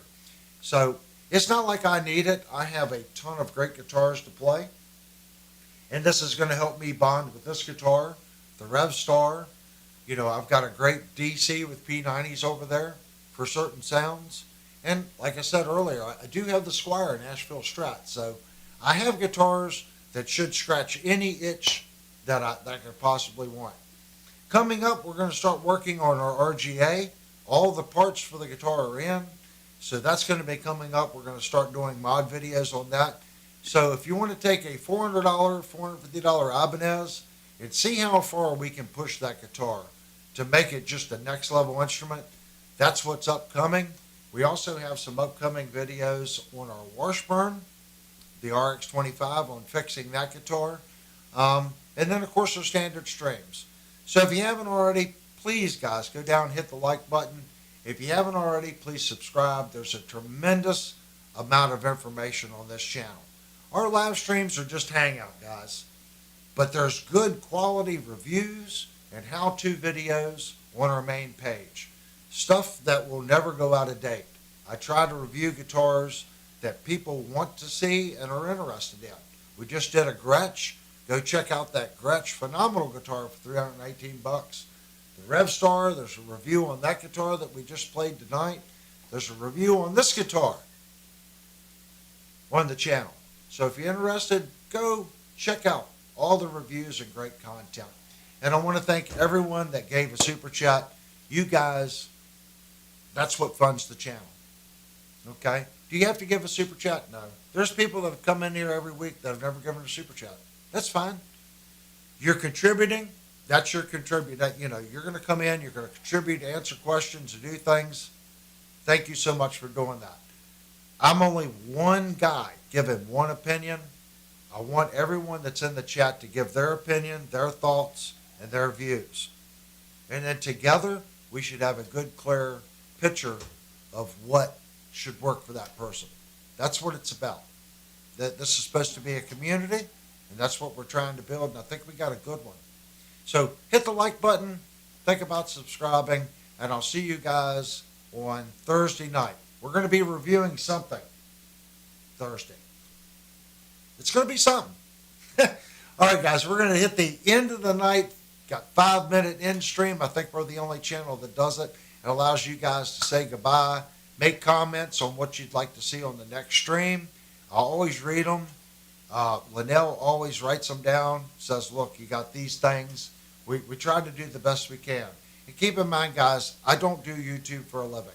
This is something I do for fun and as a community, you know, if that makes sense. So I'm not going to blow up your inbox with a ton of videos. This channel is here to be a refreshing change. And it can be that because I don't depend on YouTube for a living. All right, guys, let's do our 5-minute ending video.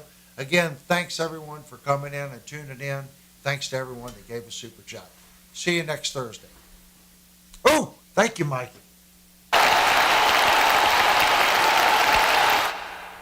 Wow, that was loud. I did cleaning, and I got all the knobs and everything screwed up. All right, guys, thanks a lot, and we'll see you next Thursday.